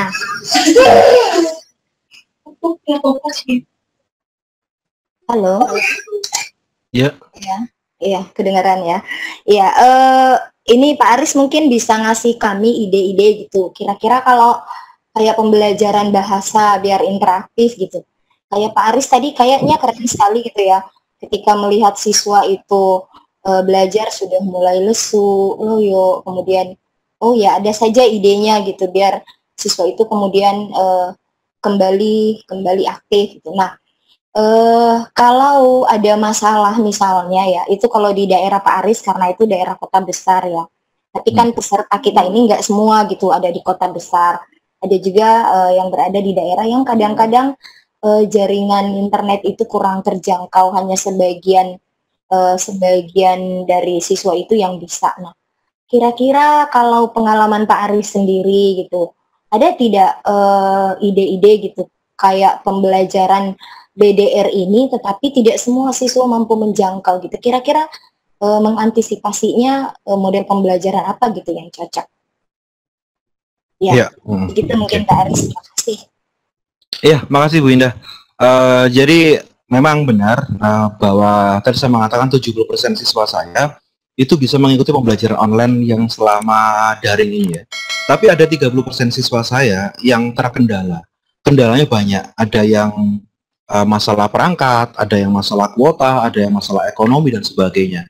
Tapi di sini Bapak Ibu, saya sangat memberikan apresiasi, bahkan mungkin respect sangat besar kepada mereka-mereka yang dengan kendala apapun itu masih punya keinginan, kemauan untuk belajar. Ya. Nah, inilah ya, kita memberikan yang namanya waktu kita, memberikan yang namanya fasilitas kita itu untuk menampung anak-anak ini Bapak Ibu. Sehingga di situ saya kadang memberikan namanya modul ya. Jadi silakan modul ini saya fotokopikan, kamu kerjakan, nanti selang berapa bulan kamu kembalikan, nggak masalah, seperti itu. Terus kemudian juga ada kadang-kadang saya memberikan tips-tips juga. Ini sebenarnya nggak boleh tips ini dipakai ya, terutama yang kuota internetnya itu sebelum adanya jatah dari kementerian ya waktu. Nah itu kadang banyak anak itu, Pak kuotanya Pak gimana gitu ya. Akhirnya apa? Saya ngasih resep pada mereka. Rek, jadilah PW. Apa itu PW Pak? Pecinta WiFi. Maksudnya bagaimana Pak? Ya sudah, kalau kamu ada WiFi, mungkin tetangga punya WiFi, ayo minta passwordnya, atau mungkin apa dan sebagainya, atau mungkin di warkop dan sebagainya. Ya, ini ketika belum pandemi, mereka PW WiFi tadi, pembelajaran daring ataupun pembelajaran lainnya. Nah, ada kala juga saya dipaksa nggak pernah habis gitu ya. Loh, bukannya nggak pernah habis, memang kuota saya nggak bisa habis. Loh, gimana Pak caranya? Karena saya menggunakan trik-trik tertentu agar apa? Kuota saya selalu ada. Bahkan mungkin ini kalau saya lihat di sini, yang mungkin nanti kalau seandainya jaringan itu nggak bersahabat, mungkin putus, tapi kuota masih full gitu ya. Nah ini ada cara membongkar bagaimana cara kita mendapatkan kuota gratis dan sebagainya. Itu pernah juga saya share kepada siswa. Nah bagi yang tempatnya tidak ada jaringan internet, ini Bapak Ibu. Nah, kita sebagai seorang guru, ya memang kita serba salah ya. Memasukkan siswa ke sekolah salah, kalau kita nggak ngajar mereka juga salah gitu. Terus bagaimana cara mengantisipasinya? Ya sudah, kita merelakan diri kita. Makanya kalau sekarang ada guru dikatakan sebagai pahlawan tanpa tanda jasa, ya memang benar. Saatlah sekarang itu waktunya. Ya, dimana kita berhadapan langsung, tidak hanya dokter dan perawat tuh Bapak Ibu. Guru juga merupakan garda terdepan dalam masalah corona ini. Karena apa? Untuk mencerdaskan anak bangsa. Kadang-kala siswa belajar di rumah, guru loh harus ceklok. Ceklok itu absen di sekolah. Kadang-kala siswa itu masih di rumah santai, bahkan bisa tiduran. Guru jam 7 itu harus sudah menyiapkan laptop di sekolah. Nah ini Bapak Ibu. Ya. Nah tapi juga kadang-kala kita menjumpai yang namanya pembelajaran itu siswa nggak bisa mengakses internet kita, atau tidak ada internet sehingga dia nggak bisa mengakses pembelajaran kita. Maka apa? Kita bisa berkunjung ke rumah mereka. Nah ini Bapak Ibu, yang kadang-kadang saya juga menjumpai hal-hal seperti ini dan juga pernah mempraktekannya, terutama modul, kemudian memberikan fasilitas kepada mereka. Yang ketiga adalah gimana sih maumu gitu loh. Ayo ente maunya apa? Gue seperti ini, ayo gimana gitu loh. Jadi kita pakai win-win solution. Tapi kalau sudah nggak mau diajak, ya, nggak ada kemauan untuk belajar, ya sudah. Kalau nggak bisa dibina, ya mohon maaf, saya nggak akan membinasakan Anda. Tapi ya tolong jangan mengganggu jalannya kata saya. Gitu aja. Untuk pelajaran bahasa Inggris, untuk Bu Indah, guru bahasa Inggris ya. Banyak sekali Bu Indah untuk pelajaran bahasa Inggris tentang media-media bisa kita gunakan. Ya, selain Bu Indah nanti bisa menggunakan podcast ya. Mohon maaf ini ilmu baru yang saya dapatkan di Diklat AGSI kemarin. Bagaimana bikin media podcast ya. Kita conversation gitu ya, mungkin misalkan kita membahas tentang apa menggunakan podcast. Jadi seakan-akan guru itu seperti penyiar radio dan hasilnya bagus gitu. Apalagi Bu Indah kan suaranya indah gitu. Seindah namanya gitu. Nah, sehingga di sini nanti siswa akan terkesima. Wih, guru jadi penyiar gitu ya. Menggunakan materi podcastnya dengan literasi dari bahasa Inggris yang dia sampaikan materi apa, sehingga akhirnya apa? Itu bisa di-share secara offline maupun online. Nah itu contoh satu saja. Contoh yang kedua mungkin kemarin di Diklat 12 Sami Sanov menggunakan Photon, ya banyak sekali video-video Photon hasilnya guru bahasa Inggris itu keren-keren Bapak Ibu. Saya sudah mengatakan di awal di awal pelatihan Diklat, Photon ini Bapak Ibu adalah aplikasi yang jadul. Saya mengatakan ini aplikasi jadul Bapak Ibu. Sejak 2018 sudah ada. Kenapa kok saya pakai kembali tahun 2020? Karena saya pengen Bapak Ibu ini yang masih terbiasa pakai PPT, yang masih bingung bikin namanya Flash, ayo kita kembangkan. Photon adalah gabungan PPT, Flash, dan Sparkle. Sehingga apa? Nah, muncullah media-media keren, terutama bahasa Inggris. Kemarin juga ada guru yang bikin percakapan ya menggunakan Protagon dan sebagainya. Itu ya Bu Indah contohnya. Oh iya. Terima kasih banyak Pak Aris, wah menginspirasi sekali. Tapi saya nggak nyebut saya guru bahasa Inggris loh, Pak Aris tadi nyebut saya Tadi saya nyebutnya guru bahasa. Oh gitu ya. Terima kasih banyak Pak Aris. Bapak Ibu, sebelum saya alihkan ke Ibu Keket, sudah ada materi Pak Aris saya share di room chat. Silakan Bapak Ibu yang ingin mengunduh. Selanjutnya saya kembalikan ke Ibu Keket. Silakan. Baik, Bunda, terima kasih sekali. Pak Aris, Bunda Indah ini memang bukan guru bahasa Inggris ya, tapi guru bahasa hati. Oh, aduh. Bahasa kalbu lebih tinggi lagi. Ini banyak sekali pertanyaan yang akhirnya dilontarkan oleh Bapak Ibu guru hebat yang ada di chat. Saya bacakan dulu, nggih. Iya. Ini ada dari Ibu Era Delvia. Saya mau tanya. Iya Ibu, silakan bertanya, bisa raise hand ya, nanti kami buka mic-nya Ibu. Ini ada lagi dari Ibu Syahida. Apakah tulisan tentang inovasi pembelajaran seperti karya Bapak, apakah seperti penulisan penelitian pengembangan R&D? Ini paham nggak ini kira-kira Pak Aris? Paham. Silakan Bapak. Ya, oke. Ya, jadi kalau kita mau menuliskan inovasi, ya tidak harus karya literasi atau karya inovasi kita itu harus berbentuk best practice atau R&D dan sebagainya. Apakah mungkin PTK ya? Tidak harus Bapak Ibu. Ya selama kita dijadikan artikel saja, kita upload menjadi sebuah tulisan blog saja, kita sudah menginspirasi. Ya, alhamdulillah dari 17 buku Sami Sanov itu banyak sekali karya-karya. Ada yang hasil PTK, ada yang hasil best practice, ada yang cuman sekedar inspirasi dia menceritakan pengalaman dia pengajar dan sebagainya. Itu nggak saya sendiri Bapak Ibu menulis, tapi semua guru-guru seluruh Nusantara. Ya, jadi ini yang saya selalu memberikan motivasi kepada guru-guru di seluruh Nusantara agar ketika kita menemukan sesuatu, entah itu berbentuk inovasi maupun memperbaiki inovasi dari orang lain, ya. Ayo jangan lupa untuk dituliskan. Karena kalau kita sudah menuliskan, Bapak Ibu, satu, insya Allah itu akan menjadi milik kita. Gitu. Kalau sudah menjadi milik kita, nanti kalau dibaca oleh orang lain, akan menginspirasi orang lain. Gimana tahu tahapan-tahapannya? Jangan menyimpan amunisi-amunisi yang kita punya. Itu nanti tunggu lomba, harus sip dulu, harus keren dulu, harus dengan istilahnya literasi yang benar, dengan cara penulisan karya yang benar dan sebagainya. Itu kalau memang tujuannya untuk dilombakan, no problem, nggak masalah. Tapi kalau tujuannya untuk berinovasi, tulis saja Bapak, mengalir saja. Ya, jadi yang membuat guru banyak guru itu sedikit karya tulisnya karena dia takut untuk menulis. Maka saya sangat terima kasih pada Iki melalui gerakan literasinya dengan saku-saku dan sebagainya ya. Nah, akhirnya apa? Banyak guru sekarang itu banyak menulis. Terlebih Sami Sanov juga memberikan sebuah wadah lomba penulisan karya ilmiah atau karya inovasi yang akhirnya apa? Karya terbaik dibukukan. Alhamdulillah Bu, sudah ada kemarin yaitu Sami Sanov 17 itu berisi 30 artikel terbaik ya, yang sudah kita seleksi dari sekitar 225 artikel yang masuk ya.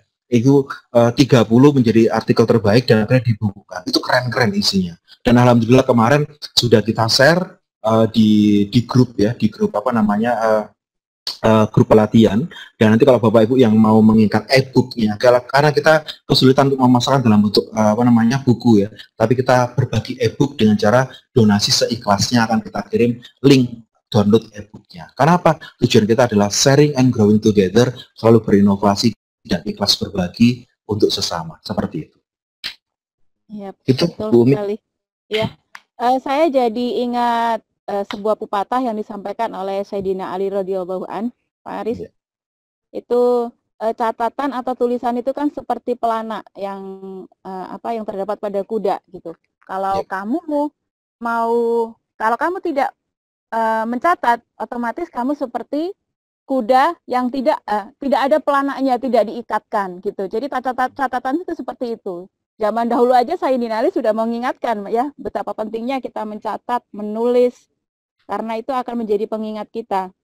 Karena ilmu kalau nggak dicatat, nggak ditulis, ya akan hilang dengan sendirinya. Iya, betul. Ini ada lagi pertanyaan satu lagi Pak Aris dari Pak Nurholis SPD. Aplikasi apa yang paling recommended dalam membuat media pembelajaran?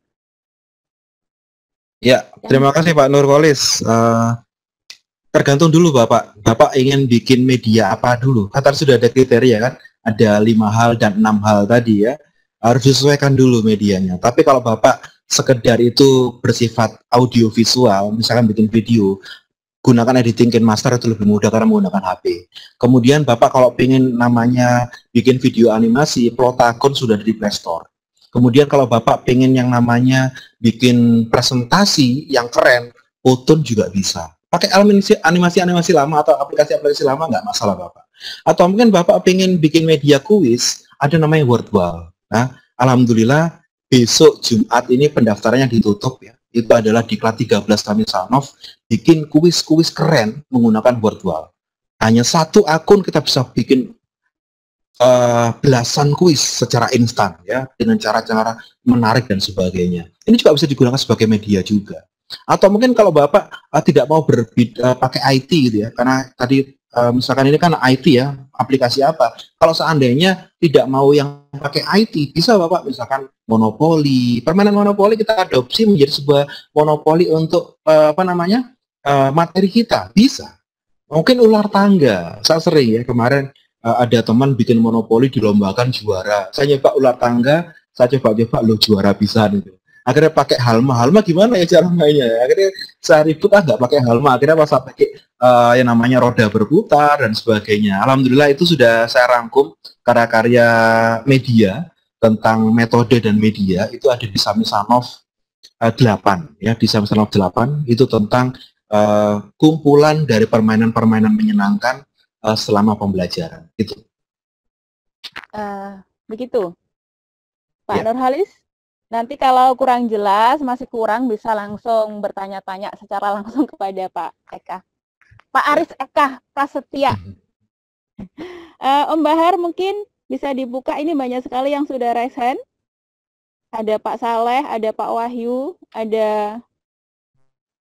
Itu mungkin ada yang tanya channel saya ya. Boleh nanti berkunjung Bapak Ibu yang mau mengunjungi channel YouTube saya, ada di Aries Eka Prasetya Official. Ya, banyak sekali video tutorial, banyak sekali video sejarah di sana. Ya, Aries Eka Prasetya Official. Jangan lupa subscribe. Dan like dan komen ya. Iya. Iya, disilahkan Pak Saleh. Saleh Lebeharia, silakan Bapak. Jadi Pak, yang ingin saya tanyakan di sini Pak, kira-kira Pak rahasia dari Bapak ini yang selalu kan Pak punya inovasi pembelajaran yang baru setiap hari Pak. Kira-kira rahasianya apa Pak atau trik-triknya Pak yang dipunyai oleh Bapak? Ya, bisa saja Pak. Terima kasih Pak. Ini Pak siapa tadi? Pak Saleh. Pak Saleh ya. Ya, terima kasih Pak Saleh pertanyaannya. Bagaimana sih kok bisa menemukan bukan setiap hari Pak ya. Kalau setiap hari saya nanti pusing sendiri. Setiap minggu Pak, saya selalu menjatah Sami Sanof. 1 minggu 1 inovasi. Minimal dalam 1 minggu harus ada 1 inovasi.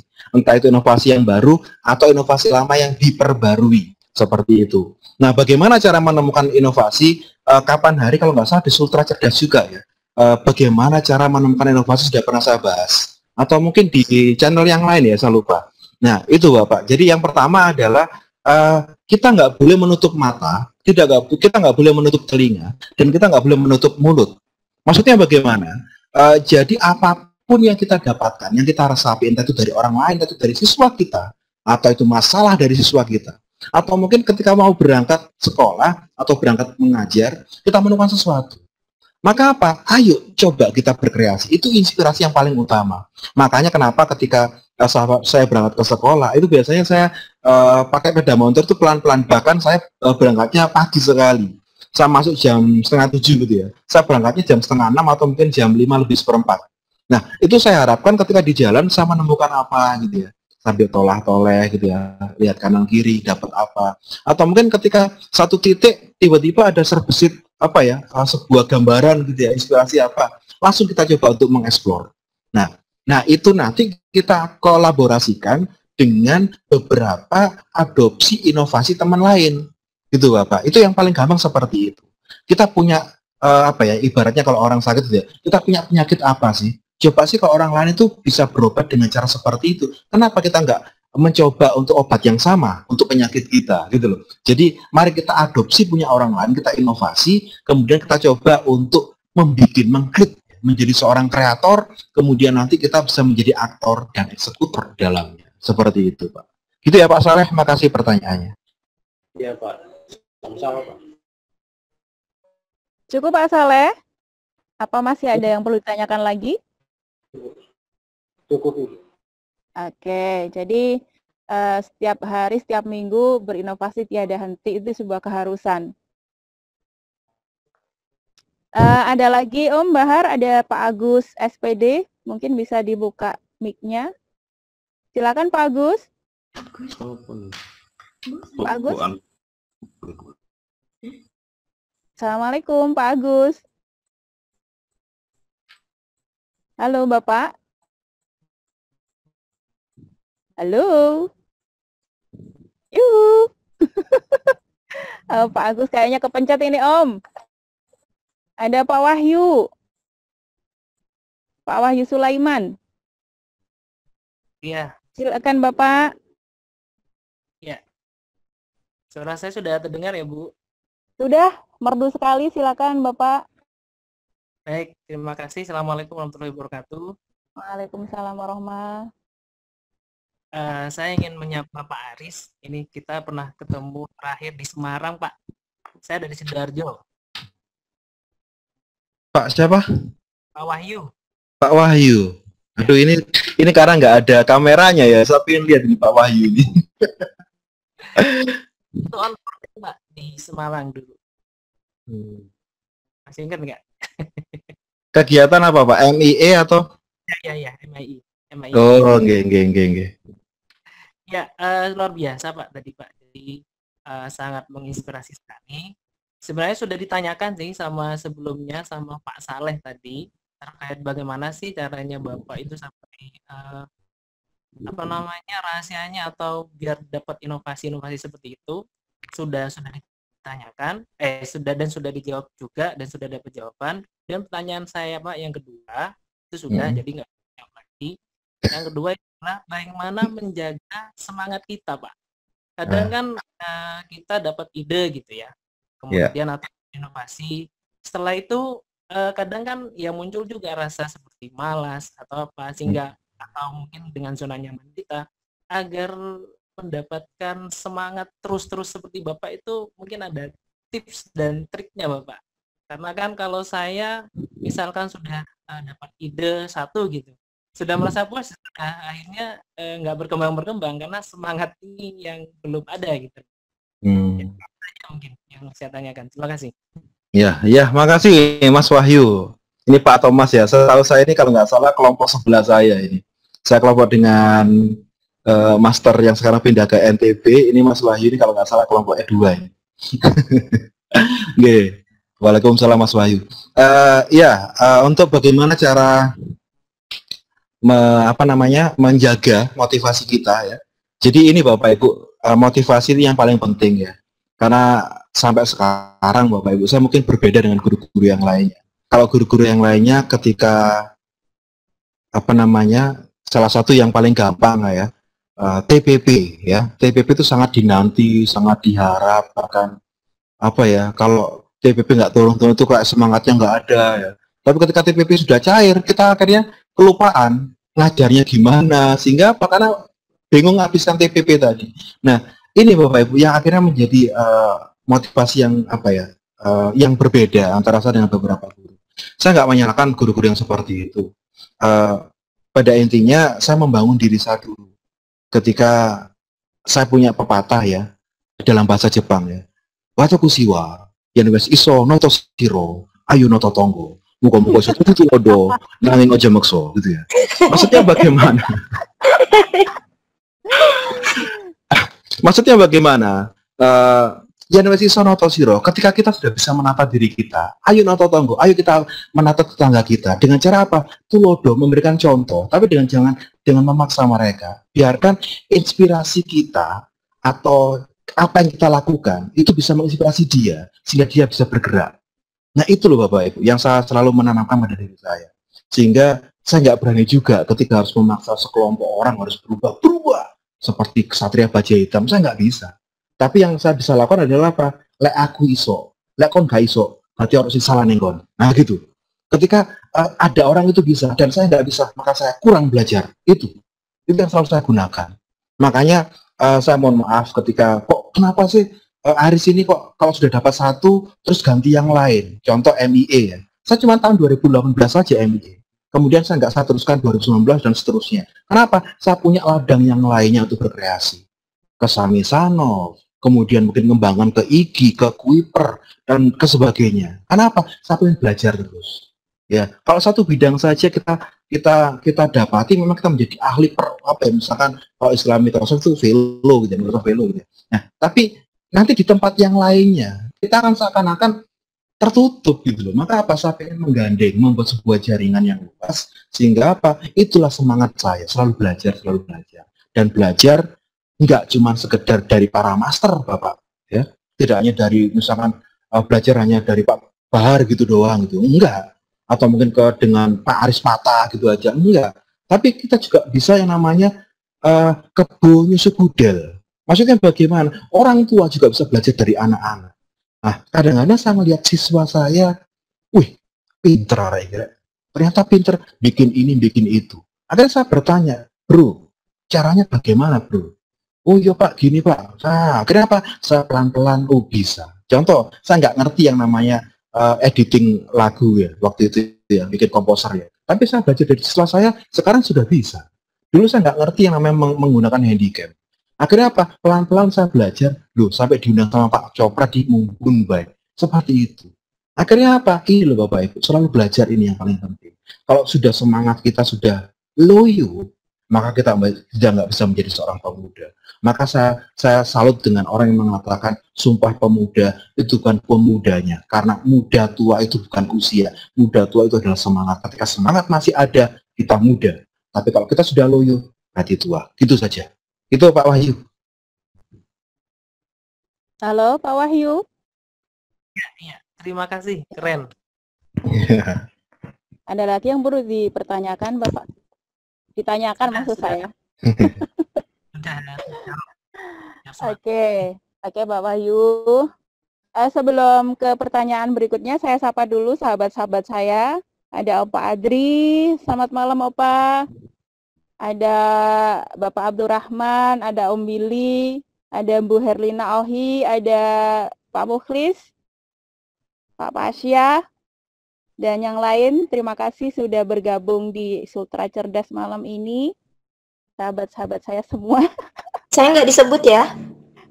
Kamu nggak disebut. Selamat malam Paris. Karena sudah di hati. Baik, saya bacakan dulu. Ini ada dari pertanyaan dari Bu Novi. Sebenarnya sama dengan pertanyaan-pertanyaan sebelumnya dari Pak Wahyu juga, karena kayaknya menumbuhkan semangat untuk terus berinovasi itu memang harus dibangun dari diri sendiri dulu ya. Kita harus punya semangat berinovasi tiada henti gitu. Dan itu yang kadang membuat kita itu dok-doknyeng, Pak Aris. Artinya dok-doknya itu apa? Dok-doknya itu kadang semangat, kadang enggak gitu loh. Dan itu yang perlu kita patahkan sebenarnya. Dan ini yang malam ini kita belajar dari seorang Aris Prasetya. Mohon izin bertanya, saya Novi dari Probolinggo. Selamat malam Ibu, Bu Novi, tetangga saya, tetangga kabupaten. Bagaimana caranya agar kita bisa selalu memiliki semangat untuk melakukan inovasi seperti Pak Aris? Dan bagaimana membuat inovasi dalam pembelajaran? Karena sebagian siswa kami yang mengalami kendala dalam mengakses koneksi internet. Nah, ini bagaimana Bapak? Silahkan. Tadi sudah dijawab kan? Yang ini, yang susah internetnya ini. Contohnya. Kalau susah internet tadi kita bisa menggunakan cara offline ya Bapak Ibu, yaitu misalkan dengan modul yang kita serahkan kepada siswa, atau mungkin kita bisa melakukan namanya kunjungan. Jadi home visit, atau mungkin seperti kayak pertemuan. Jadi siswa-siswa yang terkendala mungkin di area tertentu gitu ya, kita datangi, tapi siswa itu sudah berkumpul. Jadi seperti kayak kelompok belajar, kita datangi, terus kemudian ciptakan pembelajaran yang menyenangkan yang nggak kalah serunya ketika online. Kalau saya malah sebenarnya di masa pandemi ini itu mengeksplor pembelajaran online itu sangat menyenangkan. Karena saya sebelum pandemi ini sudah terbiasa online, maka di online ini ibaratnya kayak apa ya, jurus-jurus silat itu keluar semua gitu. Karena di situ apa ya, dulu masih terkendala karena waktu, sekarang sudah bleng gitu. Bisa cepat sekali gitu. Nah, tapi ternyata di samping jurus tadi keluar semua, ada satu kendala, yaitu apa? Siswa kita ada yang terkendala masalah kuota, masalah jaringan, masalah perangkat. Nah, ini saya memutar otak lagi. Sehingga apa? Beberapa guru, tapi ya sedikit ya, rata-rata guru BK gitu ya. Saya ya, itu kadang-kadang memberikan fasilitas. Contoh kayak tadi, kamu nggak paham materi apa? Oke, saya kasih informasi di grup kelas gitu ya. Kemudian silakan share ini ke temanmu, atau mungkin kalau temanmu nggak punya HP ya, terus beritahulah yang rumahnya terdekat gitu ya. Nanti Pak Haris ada setiap hari Senin sampai hari Kamis di Mbak Maya mulai jam 8 sampai jam 12. Kalau mau belajar langsung, wis ayo ke sekolahan. Tapi ingat, jaga kondisi kesehatan. Dalam artian apa? Ada jaga jarak, pakai masker, kemudian jangan lupa cuci tangan, kemudian juga kondisi fit dan sebagainya. Karena bagi saya pelajaran jarak jauh ini itu bukan masalah nilai yang saya nilai Bapak Ibu. Tapi apa? Masalah kemauan siswa untuk selalu mau untuk belajar. Nah, ini jadi saya selalu menjelaskan pada siswa saya, kalau Anda punya kemauan saja untuk belajar, wis lulus gitu. Tak gitu kan sampai. Tapi kalau misalnya kamu sudah nggak mau, ibaratnya, apa sih pelajaran? Ngapain sih gitu ya? Ya sudah, kalau saya juga bila seperti itu, saya juga bisa bilang, siapa lu gitu. Akhirnya yang terjadi seperti itu nanti gitu. Ya. Jadi ayo, ibaratnya kita juga mendidik siswa, walaupun agak kesulitan ya Bapak Ibu. Sebagai seorang guru kan punya dua tugas, mengajar dan mendidik. Mengajar dalam kondisi apapun tetap, tapi mendidik dalam daring gitu. Itu sebuah tantangan loh Bapak Ibu. Bisakah kita mendidik dengan cara daring? Kalau insya Allah, kalau Bapak Ibu sudah bisa mendidik dengan cara daring, nanti insya Allah ketika offline, ketemu di dalam kelas, Bapak Ibu menjadi guru yang hebat. Karena kenapa? Ning daring ae wis iso, apa meneh luring. Apa meneh langsung tatap muka seperti itu. Gitu Bu. Oke, cukup Bu Novi nggih. Kita lanjut ke pertanyaan berikutnya, Pak Aris. Ini dari Ibu Ismayanti. Saya ingin bertanya, ketika belajar daring hanya melalui aplikasi WhatsApp, bagaimana cara mengetahui minat peserta didik tentang media yang kita bagikan? Sedangkan guru tidak bisa bertatap muka jika hanya melalui aplikasi WhatsApp. Sering peserta didik hanya bisa mengikuti daring melalui aplikasi yang low data internet seperti WhatsApp. Terima kasih banyak Pak Aris. Oke. Ya, kata Gimana siapa ya, Pak? WhatsApp nggak bisa dibuat untuk meeting? Bisa. Ya. Iya, Jadi Bapak sekarang. Ibu, iya kalau Bapak Ibu mau browsing gitu ya, WhatsApp sekarang bisa sampai 40 peserta untuk video call-nya. Yang belum di-upgrade ya, WA-nya itu bisa sampai 8 orang. Silahkan ya. Contoh tadi siang ini barusan saya tadi siang itu saya melayani sekitar 6 orang untuk remedi secara video call. Ada yang Pak saya sama ini gabung aja gapo langsung 4 orang langsung. Ada yang sendirian seperti itu. Jadi kita bisa melihat antusiasme siswa kita bikin angket Ibu ya. Jadi kita bikin angket di WA itu ada cara bikin yang namanya angket seakan-akan seperti pesan WhatsApp. Ya, sudahkah kamu melihat media yang di-share sama ibu? Sudah, oke. Apa pendapatmu tentang materi slide 1 dan slide 2? Dia pasti menuliskan. Nah, dari gaya dia menulis sampai dengan pertanyaan-pertanyaan selanjutnya, bisa terlihat antusiasme dia, bagaimana gaya menangkap dia. Maka kemarin di, bukan Sultra, apa satunya? Katalar ya? Saya lupa. Pak Muklis. Ya, Pak Muklis itu. Iya. Nah, itu saya pernah bikin satu inovasi one link one PBM. Satu link untuk semua PBM. Ya. Jadi di situ menggunakan Google Form ya, tapi bukan WA ya, menggunakan Google Form. Itu mencakup semuanya. Absensi ada di sana, materi anak itu melihat materi ada di sana, kemudian dia bikin resume dari materi yang dia lihat atau dia tonton, dan nanti ada tesnya tentang materi yang sudah dilihat tadi. Yang terakhir adalah apa? Menilai sikap atau kejujuran atau mungkin penilaian afektif dia. Ngapain ya selama pembelajaran ada di sana. Ya itu Bapak Ibu contoh, salah satu contoh ketika kita mencoba untuk bikin yang namanya inovasi walaupun menggunakan WhatsApp pun atau sesuatu yang WA itu kan kata orang jadul. Kalau menurut saya ya enggak loh. WA itu termasuk perangkat juga. Orang yang mengatakan WA itu jadul itu biasanya orang yang menggunakan WA hanya untuk gibah, untuk ngerasani tonggo gitu. Itu biasanya gitu loh. Atau mungkin meneruskan pesan-pesan yang nggak jelas gitu ya, nggak mau literasi terus diteruskan. Itu yang jadul ya orangnya, bukan WA-nya. Kalau saya kalau saya ngelihat guru pakai WA tapi ngajar tatap muka dengan cara video call, pakai WA atau mungkin dia absen ya. Saya kadang-kadang itu kadang kasihan juga kadang-kadang itu melihat antusiasme orang-orang tua itu ya. Ayo anak-anak sekarang absen dulu ya. Ting ting ting banyak gitu ya.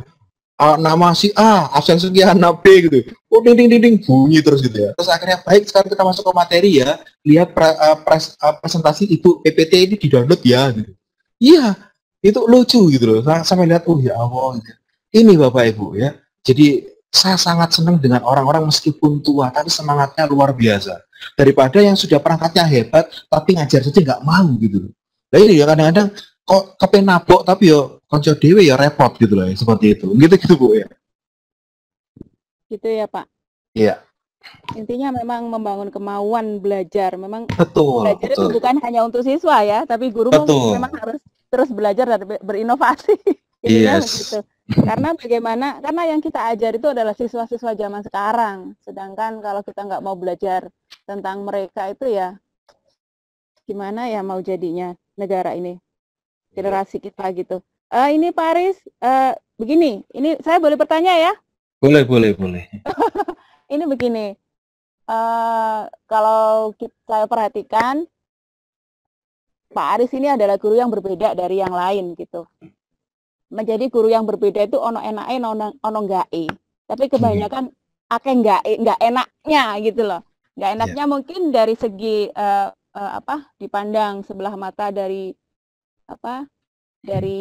teman ataupun dari atasan, Mbak. Karena memang kasus di lapangan, Pak Aris, kenyataannya itu banyak sekali sebenarnya guru, apalagi anggota IGI sekarang kan lagi banyak-banyaknya guru-guru menjadi anggota IGI, kemudian mereka berinovasi di situ, belajar dan berinovasi. Mereka menjadi guru-guru yang baru lahir gitu, dengan dengan perubahan yang luar biasa. Memang kami akui IGI itu sangat ini ya, memberikan atmosfer yang luar biasa gitu di dunia pendidikan di Indonesia gitu. Ini curhat ya. Ini omongannya siapa di mana? Ibu ketua curhat ini, silakan Bu Ketua. Ya. Ini curhat nih kayaknya nih. Jadi itu Pak Aris, kebanyakan teman-teman yang seperti itu tuh justru yang disingkirkan gitu loh. Kemudian diintimidasi, apalah pokoknya dianggap akhirnya menjadi orang yang guru yang yang dimatikan karakternya gitu loh. Ini yang kebanyakan teman-teman kita itu mengalami yang kayak gitu sekarang. Gitu. Ini bagaimana ini? Karena Pak Aris kan juga saya yakin mengalami seperti itu ya. Berarti share pengalaman ya. Ini penting ini. Bagaimana ya, Pak Aris? Aku tunggu jawabannya ini nih. Ya, alhamdulillah Ibu, selama ini saya selalu berinovasi itu punya motivasi, punya tujuan. Tujuan saya bukan uang, tujuan saya juga bukan punya musuh, tapi satu coupling di surga. Udah itu aja. Ini saya merinding nih, saya merinding. Ya. Jadi ketika saya mau ngapain saja, positif, negatif saya dengarkan. Tapi jangan sampai hal negatif itu mendonkan saya. Tapi kalau bisa memukul saya, itu bisa bangkit lagi. Itu Bapak Ibu. Jadi di sini yang akan berbicara nanti kompetensi. Bukan bolo-boloan, bukan kuat-kuatan, bukan masalah policy dan sebagainya. Karena saya yakin zaman saya itu zaman edan. Sing ora edan ora keduman. Maka yang terjadi adalah nanti pada saatnya yang disodorkan itu api, sebenarnya air. Yang disodorkan air itu sebenarnya api. Loh, aku sampai gaya apa gitu. Ini kok tadi kiai temen nih. Nah, maka di sini alhamdulillah selama ini walaupun banyak teman ya dalam artian yang sudah tahu lah sepak saya terjang di luar seperti apa, tapi ya kita istilahnya saling menghormati ya. Saya dengan siswa saya, karena saya merasa siswa saya itu adalah tamu saya. Sebagai seorang tamu adalah raja, maka saya harus memberikan fasilitas yang baik kepada tamu saya. Itu yang saya pegang Bapak Ibu.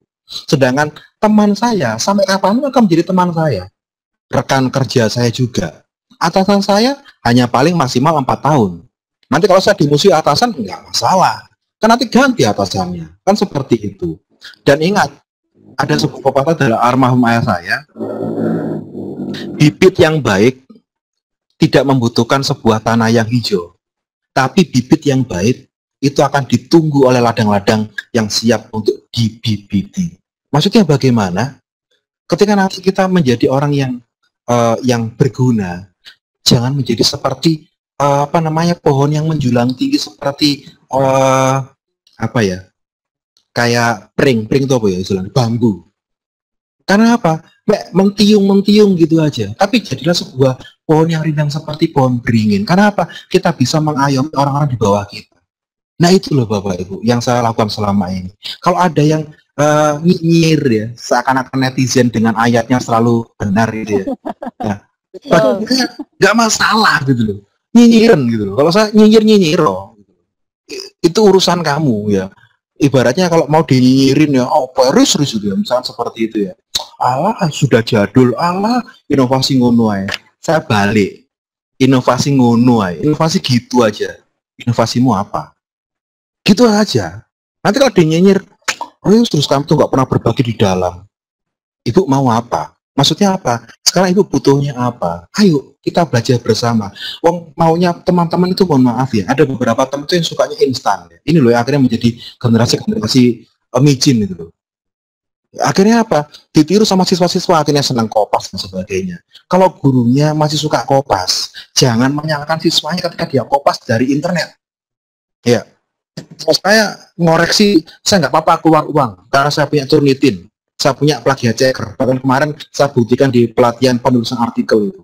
Tak tunjukkan Ibu, yang namanya ini kesalahannya, ini presentasinya ketika Ibu ngambil diri blog ini dan sebagainya. Siswa juga saya gitu kan.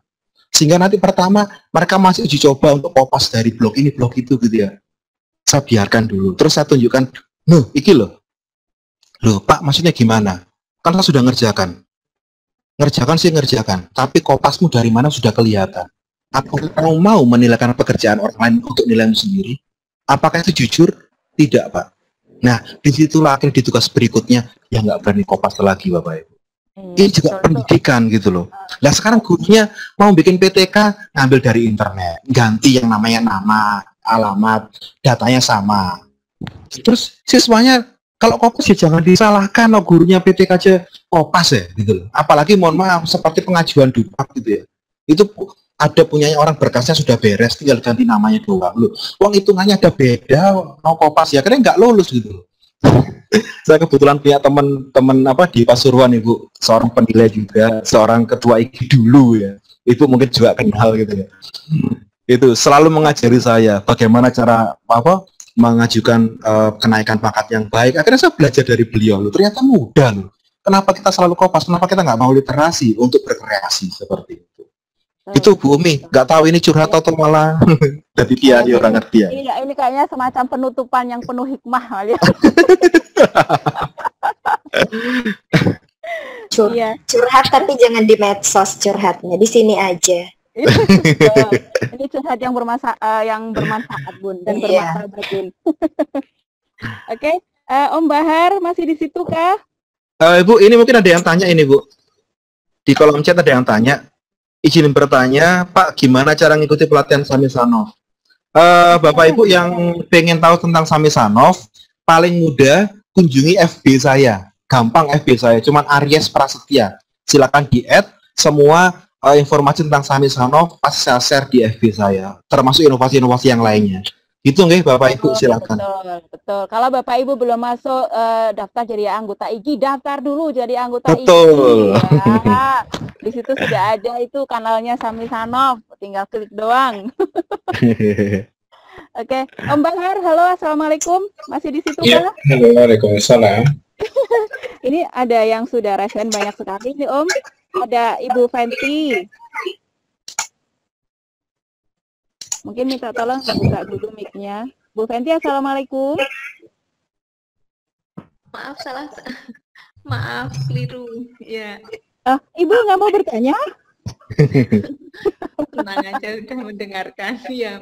Gitu. Ini kesempatan loh Bu, langsung bicara langsung sama Pak Aries Prasetya. Langsung ditutup mic-nya. Ada Bu Nura. Bu Nura Zimar, Ibu, assalamualaikum. Ibu Nura. Halo.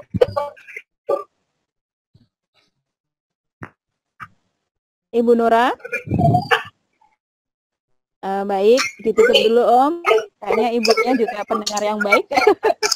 Ada Ibu Rosdiana. Assalamualaikum Ibu Rosdiana. Baik Ibu, silakan. Kamu mau bertanya secara langsung kepada pemateri kita malam ini.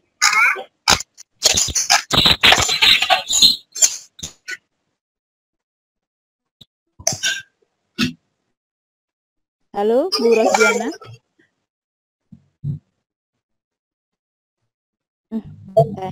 Halo Ibu, Bu Rosdiana, silakan Ibu.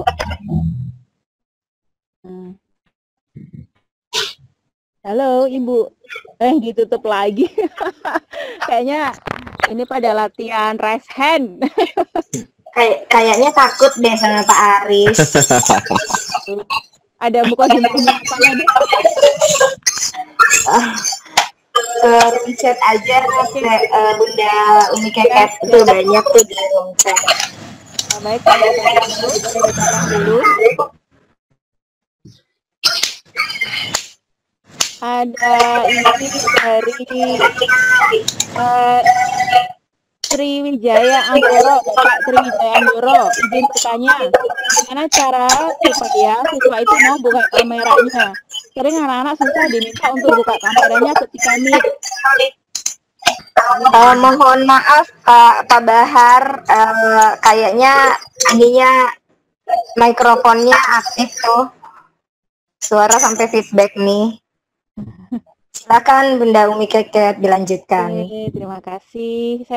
Saya ulangi lagi pertanyaan dari Bapak Triwijasa Anggoro. Izin bertanya, bagaimana caranya supaya siswa itu mau membuka kameranya? Sering anak-anak susah diminta untuk buka kameranya ketika meet.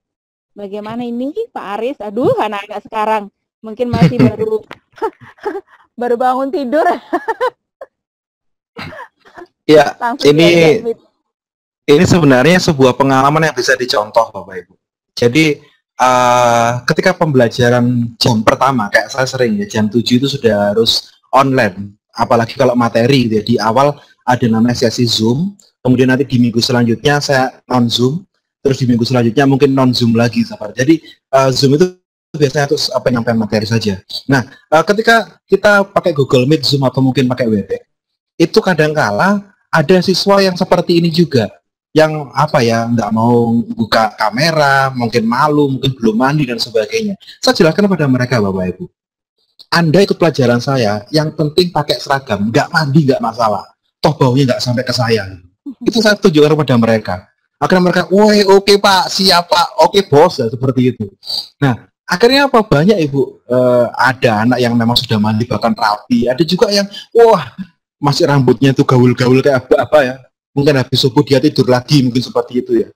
Nah, gampang cara bikin mereka itu membuka kamera. Baik, untuk sesi yang pertama absensi, Bapak akan mengcapture kamera kalian. Tolong kamera dinyalakan. Layar akan saya capture dengan kondisi kamera nyala semuanya. Kalau nggak ada di kamera atau di capture tadi, otomatis kalian tidak masuk hari ini. Langsung nyala semua kamera. Nyala semua. Foto-foto dulu ya. Betul. Seperti itu. Langsung kemudian setiap pembelajaran, entah itu 10 menit gitu ya. Nah, saya ada kuis seperti tadi Bu, yang saya tunjukkan tadi. Oke, sekarang tunjukkan ke kamera, benda ini apa ya namanya, atau mungkin ambil benda ini dan sebagainya. Otomatis dia akan membuka kamera.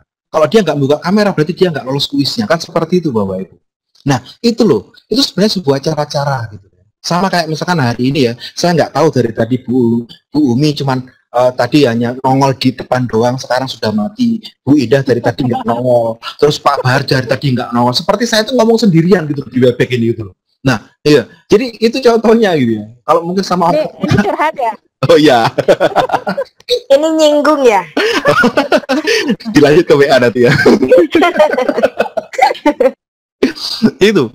Jadi itu Bapak Ibu. Gunakan trik-trik seperti itu. Maksud kita kalah sama siswa itu. Jadi jangan sampai mau kalah gitu.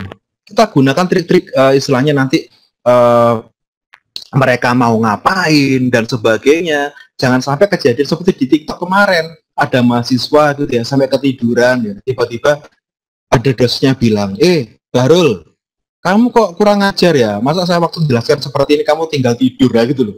Sampai muncul seperti istilah seperti itu. Nah ini, insya Allah di pelajaran saya, alhamdulillah sampai saat ini ada rekamannya. Kalau nggak percaya, lihat di channel saya ada.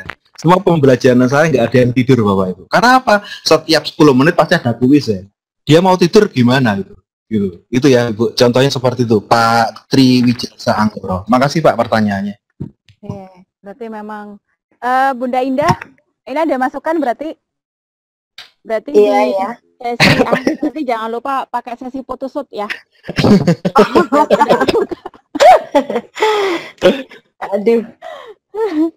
Baik, saya lanjutkan ini ada request dari Bu Ismayanti. Kalau boleh, mana tadi Bu Ismayanti? Bu Ismayanti. Kalau boleh, materi Sultra Cerdas berikutnya, cara membuat media ajar yang menarik seperti podcast dan Poton oleh Pak Aris lagi. Aduh, ada permintaan nih Pak Aris. Banyak fansnya nih Pak Aris nih. Oke. Keren, Sultra cerdas, selalu menghadirkan pemateri dan materi yang luar biasa dari Bu Melianti. Dari Pak Tri Wijaya Anggoro, terima kasih. Good idea. Wah, langsung dapat jempol dari Pak Tri Wijaya Anggoro. Pak Eka, Pak Aris. Ya. Maaf, saya panggil Pak Eka, di sekolah saya itu ada namanya Mr. Eka, jadi saya kayaknya kebawa gitu. Gitu. Ini ada pertanyaan lagi dari Ibu tadi yang guru matematika ini. Sebentar. Dari Bapak Samsuri. Assalamualaikum. Sungguh luar biasa pemaparan dan materi malam ini. Media yang ditampilkan sangat menarik. Menjadi permasalahan adalah terutama di daerah kami, penguasaan materi dasar dalam kurung matematika oleh peserta didik sangat kurang. Sehingga untuk mencapai tujuan pembelajaran sangat sulit. Nah, apa solusinya? Apa solusi dari hal tersebut, terutama media apa yang baik digunakan? Terima kasih. Dari Pak Samsuri. Silakan Pak Aris. Ini pertanyaan yang mana, Bu? Saya kok nggak kelihatan nih pertanyaannya. Di Pertanyaan mungkin hanya ditujukan ke host. Gitu. Oh, makanya saya baca kok nggak ada. Baca. Yang mana tadi nggak ada? Oke, saya baca lagi ya. Ya, pelan-pelan Bu. Tadi kayak nggak paham saya pertanyaannya. Oke, intinya media apa yang sekiranya menarik yang disampaikan gitu loh, yang digunakan ketika pelajaran matematika. Oke. Tuh, agar tujuan dari pembelajaran itu tercapai gitu loh Pak Aris. Iya, terima kasih Pak Samsuri ya. Pak Samsuri. Ya, jadi kalau pelajaran matematika itu Bapak sering juga kita menggunakan, kalau Bapak kenal yang namanya Math Animation. Jadi ada sebuah aplikasi website tertentu ya, saya lupa alamatnya, karena banyak teman-teman matematika di tempat saya itu pakai, itu untuk menjelaskan tentang bangun ruang. Kita cukup memberikan yang namanya titik koordinat. Terus kemudian untuk mengetahui irisan dan sebagainya itu gampang sekali untuk membuat visualisasi tentang materi matematika. Terus kemudian Bapak kalau misalkan mengajar untuk tingkat SD, kita juga bisa menggunakan Wordwall. Ya, Wordwall itu sangat bagus sekali untuk matematika, terutama anak-anak SD yang mungkin belajar menjodohkan, nanti memindahkan benda atau nembak dan sebagainya. Itu seni-seni permainan banyak sekali di Wordwall itu. Atau mungkin kalau Bapak mau browsing gitu ya, ada banyak sekali Bapak aplikasi-aplikasi di Play Store. Tapi di Play Store ya, itu banyak sekali. Ketik saja di situ tentang tulisan kuis matematika, gitu aja. Nanti insya Allah muncul banyak, tinggal pilih di situ, banyak sekali. Ya, jadi untuk matematika itu tergantung dari kita. Tujuannya untuk ngajar materi yang mana dulu. Kalau saya karena bukan guru matematika, jadi saya nggak ngerti materinya apa. Tapi saya pernah lihat beberapa teman itu menggunakan mungkin benda ruang atau mungkin dilatasi atau mungkin sistem koordinat dan sebagainya. Itu bisa banyak sekali aplikasi-aplikasi di Google ya, bisa searching nanti. Saya lupa alamatnya itu Bapak. Mohon maaf. Jadi bisa searching nanti di Google, tinggal secara online jelas ya website itu ya. Terus kemudian tinggal nanti banyak sekali ya, mungkin bangun ruang dan sebagainya. Kalau mau mengembangkan lagi, mungkin bisa pakai kalau presentasi ya. Presentasi itu kalau diagram itu ada di Powtoon juga ada untuk diagram. Terus kemudian kalau Bapak juga mau Sparkle ya, tapi Sparkle kan masih gambar ya, menjelaskan secara utuh nggak bisa. Tapi kalau untuk benda 3 dimensi, kita bisa menggunakan PowerPoint yang fasilitas insert picture 3D ya, Pak. Jadi bisa juga, misalkan siswa itu memahami tentang bangun ruang, bangunnya diputer gitu ya. Itu keren ya. Sekarang ada di Office 365, 365 bener ya, 365. Itu sudah ada insert untuk benda atau image yang bentuknya 3D. Karena Windows sekarang sudah bisa untuk bikin bangun ruang, bangun sifatnya 3 dimensi seperti itu. Gitu untuk Pak Muklis. Pak siapa? Pak Samsuri ya? Pak Samsuri ya, Safir, Pak Samsuri. Samsuri. Karena nggak ada namanya, jadi saya bingung. J. Pak Samsuri jelas nih Pak. Kalau belum jelas nanti bisa chat langsung ke Pak Aris atau ikuti FB-nya. Iya. Saya promokan. Ini ada lagi dari Bapak Abdul Qadir Nur Hasan. Apakah Pak Aris bisa diundang menjadi pembicara atau narasumber di Jabodetabek? Aduh, bisa sekali Bapak. Bagaimana prosedurnya? Wah, ini langsung ke Bu Indah ini. Bisa japri Bu Indah caranya. Aduh Bapak, ini Bapak langsung ikuti aja di Facebooknya Pak Aris. Pak Aris, apa tadi Pak Aris? Facebook. Aries Prasetya. Aries Prasetya, pokoknya yang pakai peci tinggi itu Bu, yang 2 meter. Aris itu. Kalau gambar FB-nya itu logo Aris Eka Prasetya Official. Jadi logo aja. Sip, betul. Kalau fotonya tiap menit ganti. Wah. Rupanya ada Pak Aris ada ini. Nah ini kelihatan berarti Ibu Indah ini tukang stalker nih, setiap menit memeriksa nih, ingin update nih. Enggak Pak, setiap masuk di Facebook tuh muncul lagi, ganti lagi gambarnya. Setiap saya masuk bukan di stalker Pak, kebetulan karena berteman gitu. Iya. Bilang aja Bun kalau memang ngefans sama Pak Aris. Iya benar. Nah, silakan dilanjut, ini udah itu pukul 21.50. Tinggal berapa menit lagi Om Bahar waktu yang tersisa? 10 menit lagi. Iya, 10 menit lagi ya. Satu pertanyaan lagi nggih. Ya, sekalian diingatkan untuk ngisi presensi ya, Bunda Umi Keket. Oke, siap. Bapak Ibu jangan lupa mengisi presensi di room chat. Iya, di room chat kok nggak ada ini, Bu? Link presensi. Ada di room attendee. Kalau room panelis memang belum di-share. Oke, Bapak Ibu peserta jangan lupa isi link chat, link absensinya di room chat. Biar nggak tanya-tanya lagi nanti ya. Untuk sertifikatnya bisa diunduh di di learning.cerdas.klik gitu. e-learning.cerdas.klik sudah bisa diunduh dari tadi pukul 9 pukul 21 waktu Indonesia Tengah. Saya ngunduhnya gimana Bu Indah? Nanti di Pak Bahar, Pak Aris. Oh, siap. Oke, kayaknya silakan lanjut. Pada sama ini Bun, pertanyaan ini ada dari ini entah ibu apa bapak ya, mohon maaf, ada Asep Tea gitu. Ini beliau sering menggunakan media ajar berbasis makro media flash. Betul. Tapi ada kekurangannya katanya di situ apa gitu. Mungkin bisa dijelaskan Pak Aris. Pak Aris juga pernah menggunakan media itu kah? Iya, setelah saya berkenalan dengan Flash sama Pak Kolek dulu ya, waktu di Batu itu ya. Saya kembangkan, lama-kelamaan kalau kita nggak hafal dengan bahasa pemrograman, itu kayaknya kita semakin bosan belajar Flash. Bener, saya akui itu ya, karena saya memang orang itu pengennya yang simple, tapi langsung kelihatan bentuknya gitu. Kalau Flash itu kan ada rumusnya, jadi kita harus berlatih terus lah seperti itu.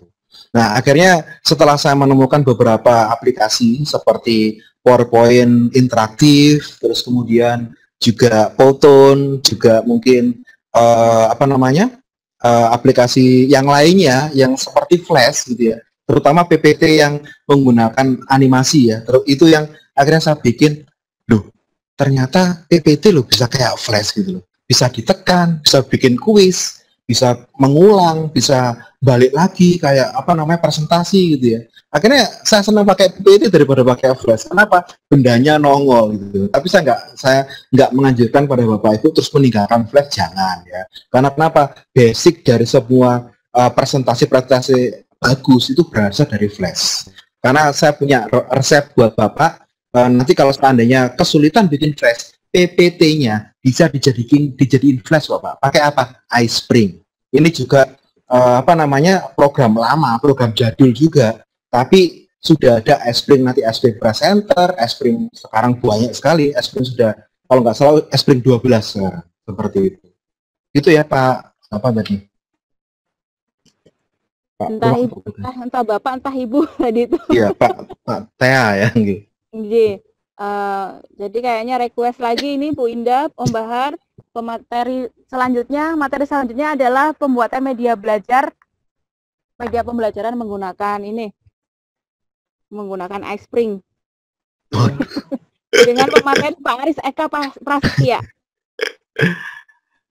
Padahal saya tadi itu niatnya untuk menunjukkan rahasia doang, tidak untuk membongkar rahasia. Pak Bahar sudah saya bilangi, Pak Bahar, saya cuma sharing rahasia ya, bukan membongkar rahasia loh. Kalau rahasia berarti selama 2 jam Pak Aris diam-diam aja gitu ya, nggak ngomong-ngomong karena rahasia kan. Ini artinya sharing rahasia, Om. Berarti langsung ini Bu Saida, FB-nya Pak Aris kenapa tidak bisa permintaan pertemanan ya? Mungkin full kali. Lebih dari 5.000 mungkin harus ada cadangan ini. Nanti ada Aris Prasetya official part 2 gitu.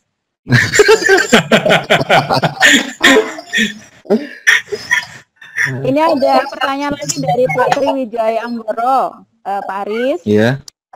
Berapa lama baiknya meet yang kita lakukan dengan siswa? Yang paling bagus itu selalu manfaatkan momentum yang namanya waktu emas, ya. Jadi Bapak boleh absen duluan boleh, tapi saya menyarankan ketika siswa di menit-menit awal itu masih ribet, maka apa? Siapkan dengan mungkin menyapa, memotivasi, dengan cara absensi yang cepat dan sebagainya. Tapi setelah itu langsung tembak dengan materi. Setelah materi jangan lupa untuk refreshing dengan kuis. Akhirnya apa? Insya Allah kalau saya cukup dengan 30-45 menit selesai. Karena kenapa? Setelah itu ada di minggu berikutnya ada namanya penugasan dan sebagainya. Karena bagi saya materi sudah tersampaikan. Untuk mendalaminya perlu yang namanya penugasan. Maka di sini siswa diajak untuk belajar efektif dan efisien, yaitu apa? Memahami materi dengan cara literasi, memahami gurunya ketika menjelaskan, sehingga nantinya terakhir dia endingnya tujuan pembelajaran tersampaikan, seperti itu. Berarti memang harus pandai-pandai memanage Bapak waktu dan memanfaatkan waktu sebaik mungkin. Kalau boleh saya mengatakan, guru itu adalah seniman tingkat dunia. Kalau mungkin Picasso menghasilkan sebuah karya lukisan, tapi seorang guru mencetak anak manusia dari nggak bisa menjadi luar biasa. Karena guru adalah seniman tingkat dunia. Tepuk tangan dulu.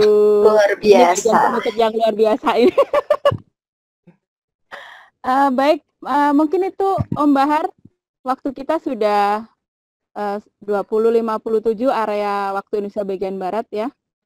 Dan pertanyaan Bapak Ibu guru hebat semua insya Allah sudah tercover malam ini tanpa terkecuali. Banyak sekali pertanyaan-pertanyaan yang sama, semua menanyakan tentang rahasia-rahasia kok bisa sih berinovasi setiap saat seperti Pak Aris, ini resepnya apa gitu. Semuanya mayoritas seperti itu gitu. Mungkin itu silakan Pak Aris memberikan kesimpulan dari materi kita malam ini. Closing statement-nya sekaligus kalimat-kalimat yang menginspirasi dari Pak Aris. Iya. Baik, Bapak Ibu sekalian, pada intinya semua guru punya cara, punya metode tertentu untuk membimbing anak didiknya. Tapi pastikan perjuangan kita diawali dengan motivasi dan niat yang indah. Seperti kata Bu Indah, belajarlah seumur hayatmu. Bukan tujuan entah kemana yang kamu tuju, tapi ingatlah ada satu kapling surga bagi seorang guru yang luar biasa, mengantarkan anak didiknya dari yang tidak tahu menjadi luar biasa. Dari saya Aris Eka Prasetya, tiada gading yang tak retak, tiada tuyul yang tak botak. Jika jantung kita masih berdetak, boleh dong kita bertemu lagi kakak. Terima kasih. Assalamualaikum warahmatullahi wabarakatuh. Waalaikumsalam. Waalaikumsalam warahmatullahi wabarakatuh.